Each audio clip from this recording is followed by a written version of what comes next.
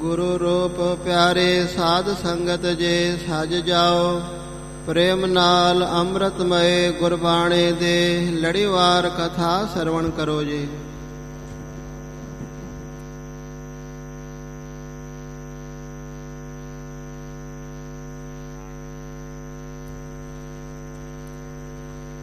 सतनाम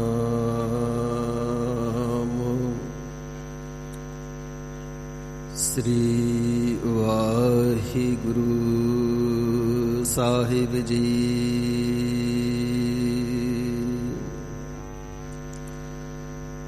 एक ओंकार सतनाम करता पुरखो निरभओ निर्वैर अकाल मूरत अजूनी सैभं गुर प्रसाद। जप आद सच जुगाद सच है भी सच नानक होसी भी सच।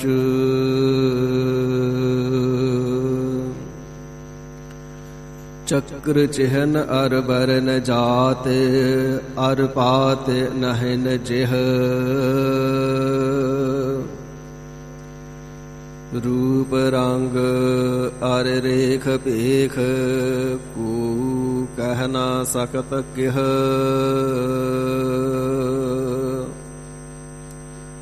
अचल मूरत अनभव प्रकाश अमितोज कहजै। कोटे इंद्र इंद्राण साहि सहाण गणिजै। त्रिभुवन महीप सुर नर असुर नेत नेत बन तृण कहत।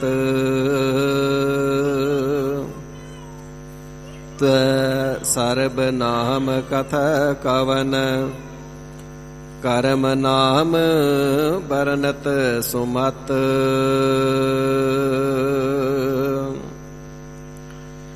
निर्जुर निरूप हो के सुंदर स्वरूप हो।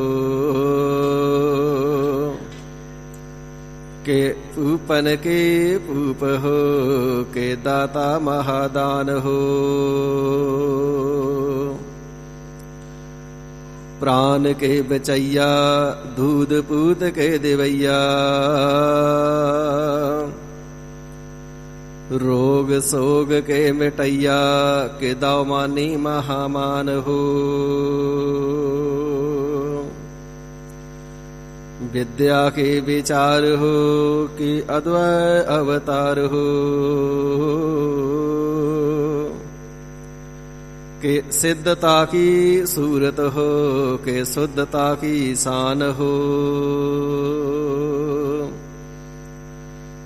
जोबन के जाल हो के काल हूँ के काल हो। के शत्रन के सूल हो के मित्रन के प्राण हो। तुम हो सब राजन के राजा। आपे आप गरीब निवाजा। दास जान कर कृपा करहु मुहि। हार परा मैं आन द्वार तुहि।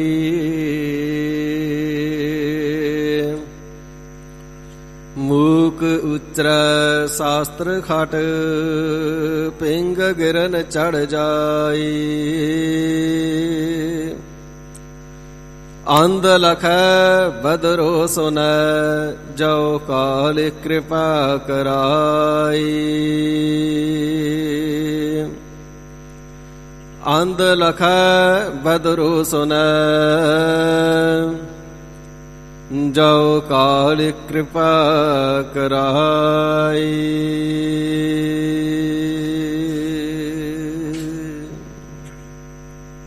ਸਤਨਾਮ ਸ੍ਰੀ ਵਾਹਿਗੁਰੂ ਸਾਹਿਬ ਜੀ। ਇਕ ਓੰਕਾਰ ਸਤਿਗੁਰ ਪ੍ਰਸਾਦ। ਰਾਗ ਗੌੜੀ ਮਹੱਲਾ ਨਾਵਾ। ਸਾਧੂ ਮਨ ਕਾ ਮਾਨ ਤਿਆਗਾਓ,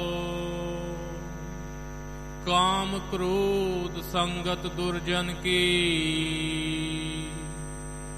ਤਾਤੇ ਅਹਨਿਸ ਭਾਗਾਓ।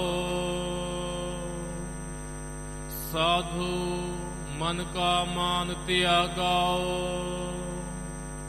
ਕਾਮ ਕ੍ਰੋਧ ਸੰਗਤ ਦੁਰਜਨ ਕੀ,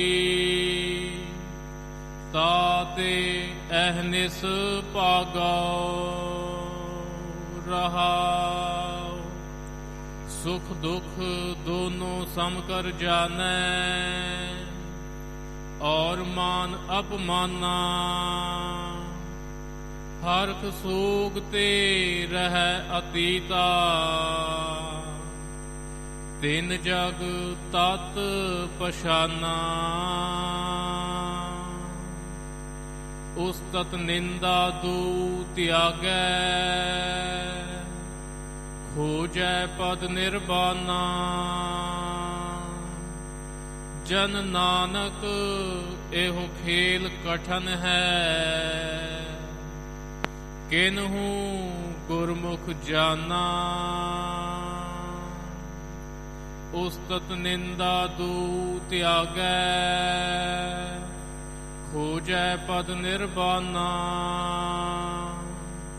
ਜਨ ਨਾਨਕ ਇਹੋ ਖੇਲ ਕਠਨ ਹੈ, ਕਿਨਹੂ ਗੁਰਮੁਖ ਜਾਨਾ।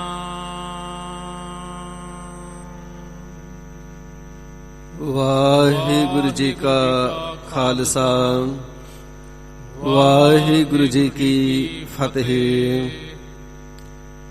ਪਰਮ ਪਿਤਾ ਪਰਮੇਸ਼ਵਰ ਸਤਿਪੁਰਖ ਅਕਾਲ ਮੂਰਤ ਵਾਹਿਗੁਰੂ ਪਰਮੇਸ਼ਰ ਜੀ, ਤਿਨਾਂ ਦੇ ਸਰਗੁਣ ਸਰੂਪ ਸਾਹਿਬੇ ਕਮਾਲ ਸ੍ਰੀ ਗੁਰੂ ਗੋਬਿੰਦ ਸਿੰਘ ਸੱਚੇ ਪਾਤਸ਼ਾਹ ਜੀ ਮਹਾਰਾਜ, ਚੋਜੀ ਪ੍ਰੀਤਮ ਬਾਜਾਂ ਵਾਲੇ ਮਾਹੀ, ਨੀਲੇ ਦੇ ਸ਼ਾਹ ਅਸਵਾਰ, ਮਜ਼ਲੂਮਾਂ ਦੇ ਸਹਾਈ, ਸੰਤਾਂ ਦੇ ਰਖਿਅਕ, ਦੈਂਤਾਂ ਦੇ ਭਖਸ਼ਕ, ਗਰੀਬ ਨਿਵਾਜ ਸਾਹਿਬ ਜੀ ਸਰਬਤ ਜੀਵਾਂ ਦੇ ਉੱਪਰ ਦਇਆਲਤਾ ਕਿਰਪਾਲਤਾ ਕਰਕੇ ਆਪਣੇ ਪਾਵਨ ਸਤਜੁਗੀ ਤਪ ਅਸਥਾਨ ਤਖਤ ਸੱਚਖੰਡ ਸ੍ਰੀ ਹਜ਼ੂਰ ਸ੍ਰੀ ਅਬਚਲ ਨਗਰ ਸਾਹਿਬ ਜੀ ਦੇ ਸੁਖ ਦੇ ਦਰਸ਼ਨ ਦੀਦਾਰ ਮੇਲੇ, ਦਸਾਂ ਪਾਤਸ਼ਾਹੀਆਂ ਜੀ ਦੀ ਪਾਵਨ ਆਤਮਿਕ ਜੋਤ ਸ੍ਰੀ ਗੁਰੂ ਗ੍ਰੰਥ ਸਾਹਿਬ ਸੱਚੇ ਪਾਤਸ਼ਾਹ ਮਹਾਰਾਜ ਸਾਹਿਬ ਜੀ ਦੀ ਸਤ ਸੰਗਤ ਰੂਪੀ ਗੋਦ ਬਖਸ਼ ਕਰਕੇ ਨਿਹਾਲ ਕਿਰਤਾਰਥ ਕਰ ਰਹੇ ਨੇ। ਸਤ ਸੰਗੀ ਜਨਾਂ ਨੇ, ਪ੍ਰੇਮੀ ਜਨਾਂ ਨੇ, ਨੇਮੀ ਜਨਾਂ ਨੇ ਦੂਰੋਂ ਨੇੜਿਓਂ ਚੱਲ ਕੇ ਸਤਿਗੁਰਾਂ ਦੇ ਦਰ ਤੇ ਆ ਕਰਕੇ ਸਤਿਗੁਰਾਂ ਦੇ ਮੁਬਾਰਕ ਚਰਨਾਂ ਵਿਖੇ ਹਾਜ਼ਰੀਆਂ ਭਰ ਕਰਕੇ ਆਪਣੇ ਸਮੇਂ ਅਤੇ ਸਵਾਸਾਂ ਨੂੰ ਸਫਲਿਆਂ ਕਰਨੇ ਦਾ ਯਤਨ ਕੀਤਾ ਹੈ। ਗਰੀਬ ਨਿਵਾਜ ਸਤਿਗੁਰੂ ਜੀ ਦੇ ਦਰਬਾਰ ਦੀ ਨਿਤ ਦੀ ਮਰਿਆਦਾ ਦੇ ਅਨੁਸਾਰ ਸਾਧ ਸੰਗਤ ਜੀ ਵਕਤ ਹੈ ਸਤਿਗੁਰੂ ਜੀ ਦੀ ਪਾਵਨ ਗੁਰਬਾਣੀ ਦੁਆਰਾ ਹਰਿ ਜਸ ਸਰਵਣ ਕਰਨੇ ਦਾ। ਮਨ ਚਿਤ ਬਿਰਤੀਆਂ ਇਕਾਗਰ ਕਰਕੇ ਗੁਰਚਰਨਾਂ ਦਾ ਧਿਆਨ ਧਰਦਿਆਂ ਹੋਇਆਂ ਪਾਵਨ ਗੁਰਬਾਣੀ ਦੀ ਕਥਾ ਵਿਚਾਰ ਸਰਵਣ ਕਰਦਿਆਂ ਸਰਵਣ ਭਗਤੀ ਦੁਆਰਾ ਗੁਰਚਰਨਾਂ ਵਿਖੇ ਹਾਜ਼ਰੀਆਂ ਲਗਵਾਈਏ।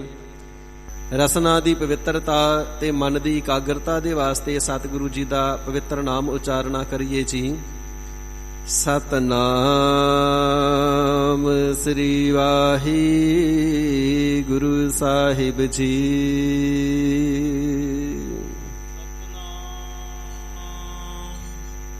ਸ੍ਰੀ ਵਾਹਿਗੁਰੂ ਸਾਹਿਬ ਜੀ।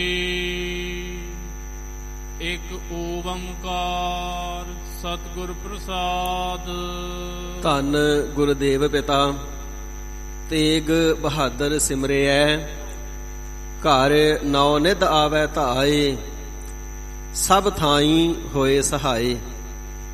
ਸਤਿਗੁਰੂ ਤੇਗ ਬਹਾਦਰ ਸੱਚੇ ਪਾਤਸ਼ਾਹ ਜੀ ਮਹਾਰਾਜ ਕਲਗੀਧਰ ਦਸ਼ਮੇਸ਼ ਪਿਤਾ ਸਾਹਿਬ ਜੀ, ਜਿਨ੍ਹਾਂ ਦੇ ਪ੍ਰਥਾਏ ਲਿਖਣਾ ਕਰਦੇ ਨੇ ਕਿ ਸਤਿਗੁਰੂ ਤੇਗ ਬਹਾਦਰ ਸਾਹਿਬ ਜੀ ਐਸੀਆਂ ਬਖਸ਼ਿਸ਼ਾਂ ਦੇ ਦਾਤੇ ਨੇ, ਸ਼ਰਧਾ ਭਾਵਨਾ ਦੇ ਨਾਲ ਸਤਿਗੁਰੂ ਜੀ ਦਾ ਨਾਮ ਵੀ ਲੈ ਲਈਏ, ਨਾਮ ਵੀ ਉਚਾਰ ਲਈਏ ਨਾ, ਤੇ 9 ਨਿਧੀਆਂ, ਸਾਰੀਆਂ ਬਰਕਤਾਂ, ਸਾਰੀਆਂ ਸਿੱਧੀਆਂ ਘਰ ਦੇ ਵਿੱਚ ਦੌੜ ਕੇ ਆ ਜਾਂਦੀਆਂ ਨੇ। ਇਹ ਘਰ ਐਸਾ ਪਵਿੱਤਰ ਹੋ ਗਿਆ ਹੈ, ਇੱਥੇ ਜਾ ਕਰਕੇ ਵਾਸਾ ਕਰੀਏ, ਸੇਵਾ ਕਰੀਏ, ਕਿਉਂਕਿ ਸਤਿਗੁਰੂ ਤੇਗ ਬਹਾਦਰ ਸਾਹਿਬ ਜੀ ਦੇ ਨਾਮ ਦਾ ਉਚਾਰਨ ਹੋਇਆ ਹੈ ਇਸ ਘਰ ਦੇ ਅੰਦਰ। ਇਸੇ ਪ੍ਰਕਾਰ ਜਿਸ ਦੇਹੀ ਰੂਪੀ ਸਰੀਰ ਦੇ ਅੰਦਰ ਸਤਿਗੁਰੂ ਤੇਗ ਬਹਾਦਰ ਸੱਚੇ ਪਾਤਸ਼ਾਹ ਮਹਾਰਾਜ ਸਾਹਿਬ ਜੀ ਦਾ ਜਸ ਕੀਤਾ ਜਾਂਦਾ ਹੈ, ਸ਼ੁਭ ਗੁਣਾ ਰੂਪੀ ਨਿਧੀਆਂ ਧਾ ਕਰਕੇ ਉਸ ਸਰੀਰ ਹਿਰਦੇ ਦੇ ਅੰਦਰ ਪ੍ਰਵੇਸ਼ ਕਰ ਜਾਂਦੀਆਂ ਨੇ। ਇਹ ਸਰੀਰ ਪਵਿੱਤਰ ਹੋ ਗਿਆ ਹੈ ਸਤਿਗੁਰੂ ਜੀ ਦਾ ਨਾਮ ਉਚਾਰਨ ਕਰਕੇ। ਇਹ ਰਸਨਾ ਪਵਿੱਤਰ ਹੋ ਗਈ ਹੈ, ਹਿਰਦੇ ਦੇ ਪਿਆਰ ਕਰਕੇ ਨਾਮ ਜਪਿਆ, ਹਿਰਦਾ ਪਵਿੱਤਰ ਹੋ ਗਿਆ ਹੈ ਸਤਿਗੁਰੂ ਤੇਗ ਬਹਾਦਰ ਸੱਚੇ ਪਾਤਸ਼ਾਹ ਜੀ ਦਾ ਨਾਮ ਲੈਣੇ ਕਰਕੇ। 9 ਨਿਧੀਆਂ, 18 ਸਿੱਧੀਆਂ ਬਰਕਤਾਂ ਧਾ ਕਰਕੇ ਤੇ ਹਿਰਦੇ ਦੇ ਅੰਦਰ ਵਸਦੀਆਂ ਨੇ, ਜਿਹੜੇ ਸ਼ਰਧਾ ਭਾਵ ਪ੍ਰੇਮ ਦੇ ਨਾਲ ਸਤਿਗੁਰੂ ਸਾਹਿਬ ਜੀ ਦੇ ਨਾਮ ਨੂੰ ਧਿਆਉਣਾ ਕਰਦੇ ਨੇ। ਐਸੇ ਗਰੀਬ ਨਿਵਾਜ ਸਤਿਗੁਰੂ ਸੱਚੇ ਪਾਤਸ਼ਾਹ ਜੀ ਜਿਸ ਵੇਲੇ ਆਪ ਜੀ ਨੇ ਅਵਤਾਰ ਧਾਰਿਆ ਨਾ, ਤੇ ਆਪ ਜੀ ਦੇ ਸਤਿਕਾਰਯੋਗ ਪਿਤਾ ਜੀ ਜਗਤ ਗੁਰੂ ਸਤਿਗੁਰੂ ਹਰਗੋਬਿੰਦ ਸਾਹਿਬ ਜੀ ਨੂੰ ਸਿੱਖਾਂ ਨੇ ਆ ਕਰਕੇ ਵਧਾਈਆਂ ਦਿੱਤੀਆਂ। ਗਰੀਬ ਨਿਵਾਜ ਆਪ ਜੀ ਦੇ ਗ੍ਰਹਿ ਵਿਖੇ ਸਾਹਿਬਜ਼ਾਦਾ ਜੀ ਨੇ ਅਵਤਾਰ ਧਾਰਨਾ ਕੀਤਾ ਹੈ। ਸਤਿਗੁਰੂ ਹਰਗੋਬਿੰਦ ਸਾਹਿਬ ਸੱਚੇ ਪਾਤਸ਼ਾਹ ਜੀ ਮਹਾਰਾਜ ਸਾਹਿਬਜ਼ਾਦਾ ਜੀ ਨੂੰ ਦਰਸ਼ਨ ਦੇਣ ਗਏ ਕਹਿ ਲਈਏ, ਜਾਂ ਆਪਣੇ ਭੁਜੰਗੀ ਨੂੰ, ਸਪੁੱਤਰ ਨੂੰ, ਸਾਹਿਬਜ਼ਾਦੇ ਨੂੰ ਦੇਖਣ ਵਾਸਤੇ, ਦਰਸ਼ਨ ਕਰਨ ਵਾਸਤੇ ਗਏ। ਤੇ ਜਿਸ ਵੇਲੇ ਸਤਿਗੁਰੂ ਸਾਹਿਬ ਜੀ ਗੁਰੂ ਕੇ ਮਹਿਲ ਵਾਲੇ ਅਸਥਾਨ ਤੇ ਸਤਿਗੁਰੂ ਤੇਗ ਬਹਾਦਰ ਸਾਹਿਬ ਜੀ ਦੇ ਪ੍ਰਗਟ ਅਸਥਾਨ ਤੇ ਪੁੱਜੇ ਨੇ ਨਾ, ਤੇ ਸਤਿਗੁਰੂ ਹਰਗੋਬਿੰਦ ਸਾਹਿਬ ਜੀ ਨੇ ਸ੍ਰੀ ਗੁਰੂ ਤੇਗ ਬਹਾਦਰ ਸੱਚੇ ਪਾਤਸ਼ਾਹ ਜੀ ਨੂੰ ਤੇ ਇਸ ਵੇਲੇ ਹਸਤ ਕਮਲ ਜੋੜ ਕਰਕੇ, ਸੀਸ ਝੁਕਾ ਕਰਕੇ ਅਦਬ ਦੇ ਸਹਿਤ ਸਤਿਕਾਰ ਕਰਨਾ ਕੀਤਾ ਹੈ। ਬਾਬਾ ਬੁੱਢਾ ਸਾਹਿਬ ਜੀ, ਭਾਈ ਗੁਰਦਾਸ ਜੀ ਮੁਖੀ ਸਿੱਖ ਕੋਲ ਨੇ, ਤੇ ਬੇਨਤੀ ਕਰਨਾ ਕੀਤੀ, ਸੱਚੇ ਪਾਤਸ਼ਾਹ ਆਪ ਜੀ ਦੇ ਗ੍ਰਹਿ ਵਿਖੇ ਪਹਿਲਾਂ ਵੀ ਸਾਹਿਬਜ਼ਾਦੇ ਨੇ, ਬਾਬਾ ਸੂਰਜਮਲ ਜੀ, ਬਾਬਾ ਅਣੀ ਰਾਏ ਜੀ, ਬਾਬਾ ਗੁਰਦਿੱਤਾ ਜੀ। ਮਹਾਰਾਜ ਸੱਚੇ ਪਾਤਸ਼ਾਹ ਜੀ ਉਹਨਾਂ ਸਾਹਿਬਜ਼ਾਦਿਆਂ ਨੇ ਜਿਸ ਵੇਲੇ ਅਵਤਾਰ ਧਾਰਿਆ ਤੇ ਆਪ ਜੀ ਨੇ ਤਿੰਨਾਂ ਨੂੰ ਦਰਸ਼ਨ ਬਖਸ਼ਿਆ ਹੈ, ਪਿਆਰ ਬਖਸ਼ਿਆ ਹੈ। ਪਰ ਹੁਣ ਜਦੋਂ ਸਾਹਿਬਜ਼ਾਦਾ ਜੀ ਨੂੰ ਆਪ ਜੀ ਨੇ ਦਰਸ਼ਨ ਬਖਸ਼ਿਆ ਤੇ ਆਪ ਜੀ ਨੇ ਹਸਤ ਕਮਲ ਜੋੜ ਕਰਕੇ ਨਮਸਕਾਰ ਕੀਤੀ ਏ। ਸੱਚੇ ਪਾਤਸ਼ਾਹ ਜੀਓ, ਸਪੁੱਤਰ ਪਿਤਾ ਨੂੰ ਸੀਸ ਝੁਕਾਵੇ, ਨਮਸਕਾਰ ਕਰੇ, ਇਹ ਤਾਂ ਮਰਿਆਦਾ ਏ। ਪਰ ਪਿਤਾ ਆਪਣੇ ਸਪੁੱਤਰ ਨੂੰ ਨਮਸਕਾਰ ਕਰੇ, ਇਹ ਕੌਤਕ ਆਪ ਜੀ ਦਾ ਸਮਝ ਨਹੀਂ ਆਇਆ। ਤੇ ਸਤਿਗੁਰੂ ਹਰਗੋਬਿੰਦ ਸਾਹਿਬ ਜੀ ਨੇ ਸ੍ਰੀ ਕੰਠ ਚੋਂ ਪ੍ਰਵਚਨ ਫਰਮਾਵਣਾ ਕੀਤਾ ਸੀ, ਜ਼ੁਬਾਨੇ ਪਾਕ ਚੋਂ ਪ੍ਰਵਚਨ ਫਰਮਾਏ, ਸਿੱਖੋ ਹੇ ਬਾਬਾ ਬੁੱਢਾ ਸਾਹਿਬ ਜੀ, ਇਹ ਬਾਲਕ ਜਿਨ੍ਹਾਂ ਨੇ ਅਵਤਾਰ ਧਾਰਿਆ ਕੋਈ ਆਮ ਬਾਲਕ ਨਹੀਂ। ਇਹਨਾਂ ਨੇ ਜਗਤ ਸੰਸਾਰ ਦੇ ਉੱਪਰ ਉਹ ਕਾਰਜ ਕਰਨਾ ਹੈ ਜਿਹੜਾ ਨਾ ਅੱਜ ਤੋਂ ਪਹਿਲਾਂ ਕਿਸੇ ਨੇ ਕੀਤਾ ਤੇ ਨਾ ਅੱਜ ਤੋਂ ਬਾਅਦ ਕੋਈ ਕਰ ਸਕੇਗਾ। ਧਰਮ ਰੱਖਿਅਕ ਹੋ ਕਰਕੇ ਧਰਮ ਦੀ ਰਖਵਾਲੀ ਸਤਿਗੁਰੂ ਤੇਗ ਬਹਾਦਰ ਸੱਚੇ ਪਾਤਸ਼ਾਹ ਜੀ ਨੇ ਕੀਤੀ। ਇਸ ਪ੍ਰਕਾਰ ਪੂਰੇ ਇੱਕ ਸਮੁਦਾਇ ਦੇ ਧਰਮ ਦੀ ਰਖਵਾਲੀ ਕਰਕੇ, ਰਖਵਾਲੀ ਦੇ ਹਿੱਤ ਆਪਣੇ ਪ੍ਰਾਣ ਨਿਸ਼ਾਵਰ ਕਰ ਦੇਣੇ। ਸੱਚਮੁੱਚ ਹੀ ਸਾਧ ਸੰਗਤ ਜੀ, ਐਸਾ ਕਾਰਜ ਨਾ ਪਹਿਲਾਂ ਕਿਸੇ ਨੇ ਕੀਤਾ ਹੈ ਤੇ ਨਾ ਆਉਣ ਵਾਲੇ ਸਮੇਂ ਦੇ ਅੰਦਰ ਕੋਈ ਕਰ ਸਕੇਗਾ। ਐਸੇ ਸਤਿਗੁਰੂ ਤੇਗ ਬਹਾਦਰ ਸੱਚੇ ਪਾਤਸ਼ਾਹ ਜੀ ਮਹਾਰਾਜ ਜਿਨ੍ਹਾਂ ਦੇ ਨਾਮ ਜਪਣੇ ਦੇ ਨਾਲ ਨਿਧੀਆਂ ਸਿੱਧੀਆਂ ਰਿੱਧੀਆਂ ਪ੍ਰਗਟ ਹੋ ਆਉਂਦੀਆਂ ਨੇ, ਬਰਕਤਾਂ ਘਰ ਵਿੱਚ ਆ ਜਾਂਦੀਆਂ ਨੇ। ਗੁਰਦੇਵ ਪਿਤਾ ਹਜ਼ੂਰੇ ਆਲਮ ਸ੍ਰੀ ਗੁਰੂ ਹਰਗੋਬਿੰਦ ਸਾਹਿਬ ਜੀ ਵੀ ਨਮਸਕਾਰ ਕਰਕੇ ਤਿਨਾਂ ਦੀ ਸ਼ਖਸੀਅਤ ਨੂੰ ਪ੍ਰਗਟ ਕਰਨਾ ਕਰਦੇ ਨੇ। ਗਰੀਬ ਨਿਵਾਜ ਸਾਹਿਬ ਜੀ ਗੌੜੀ ਰਾਗ ਦੇ ਅੰਦਰ ਪਾਵਨ ਬਖਸ਼ਿਸ਼ਾਂ ਭਰੇ ਬਚਨਾਂ ਦੇ ਨਾਲ ਵੈ ਰਾਗਮਈ ਗੁਰਬਾਣੀ ਨੂੰ ਉਚਾਰਨਾ ਕਰਦੇ ਨੇ। ਸਤਿਗੁਰੂ ਤੇਗ ਬਹਾਦਰ ਸੱਚੇ ਪਾਤਸ਼ਾਹ ਜੀ ਮਹਾਰਾਜ ਜੋ ਗਿਆਨ ਵੈਰਾਗ ਤਿਆਗ ਦੀ ਮੂਰਤ ਨੇ, ਮਾਨੋ ਭਗਤੀ ਦਾ ਹੀ ਅਵਤਾਰ ਹੈ। ਨਿਮਰਤਾ ਆਪ ਜੀ ਦੇ ਰੋਮ ਰੋਮ ਦੇ ਅੰਦਰ ਹੈ ਭਰੀ ਹੋਈ ਹੈ। ਵਿਕਾਰ ਕਿਧਰੇ ਸੰਕਲਪ ਮਾਤਰ ਫੁਰਨੇ ਮਾਤਰ ਵੀ ਨਹੀਂ। ਤੇ ਸਾਧ ਸੰਗਤ ਜੀ ਗੌੜੀ ਰਾਗ ਦੇ ਅੰਦਰ ਸ੍ਰੀ ਗੁਰੂ ਗ੍ਰੰਥ ਸਾਹਿਬ ਜੀ ਦੇ ਅੰਦਰ ਇਥੋਂ ਆਪ ਜੀ ਦੀ ਪਾਵਨ ਗੁਰਬਾਣੀ ਦੀ ਪ੍ਰਾਰੰਭਤਾ ਹੁੰਦੀ ਹੈ। ਸ੍ਰੀ ਰਾਗ ਦੇ ਅੰਦਰ, ਮਾਝ ਰਾਗ ਦੇ ਅੰਦਰ ਆਪ ਜੀ ਦੀ ਪਾਵਨ ਗੁਰਬਾਣੀ ਸੁਭਾਏਮਾਨ ਨਹੀਂ ਹੈ।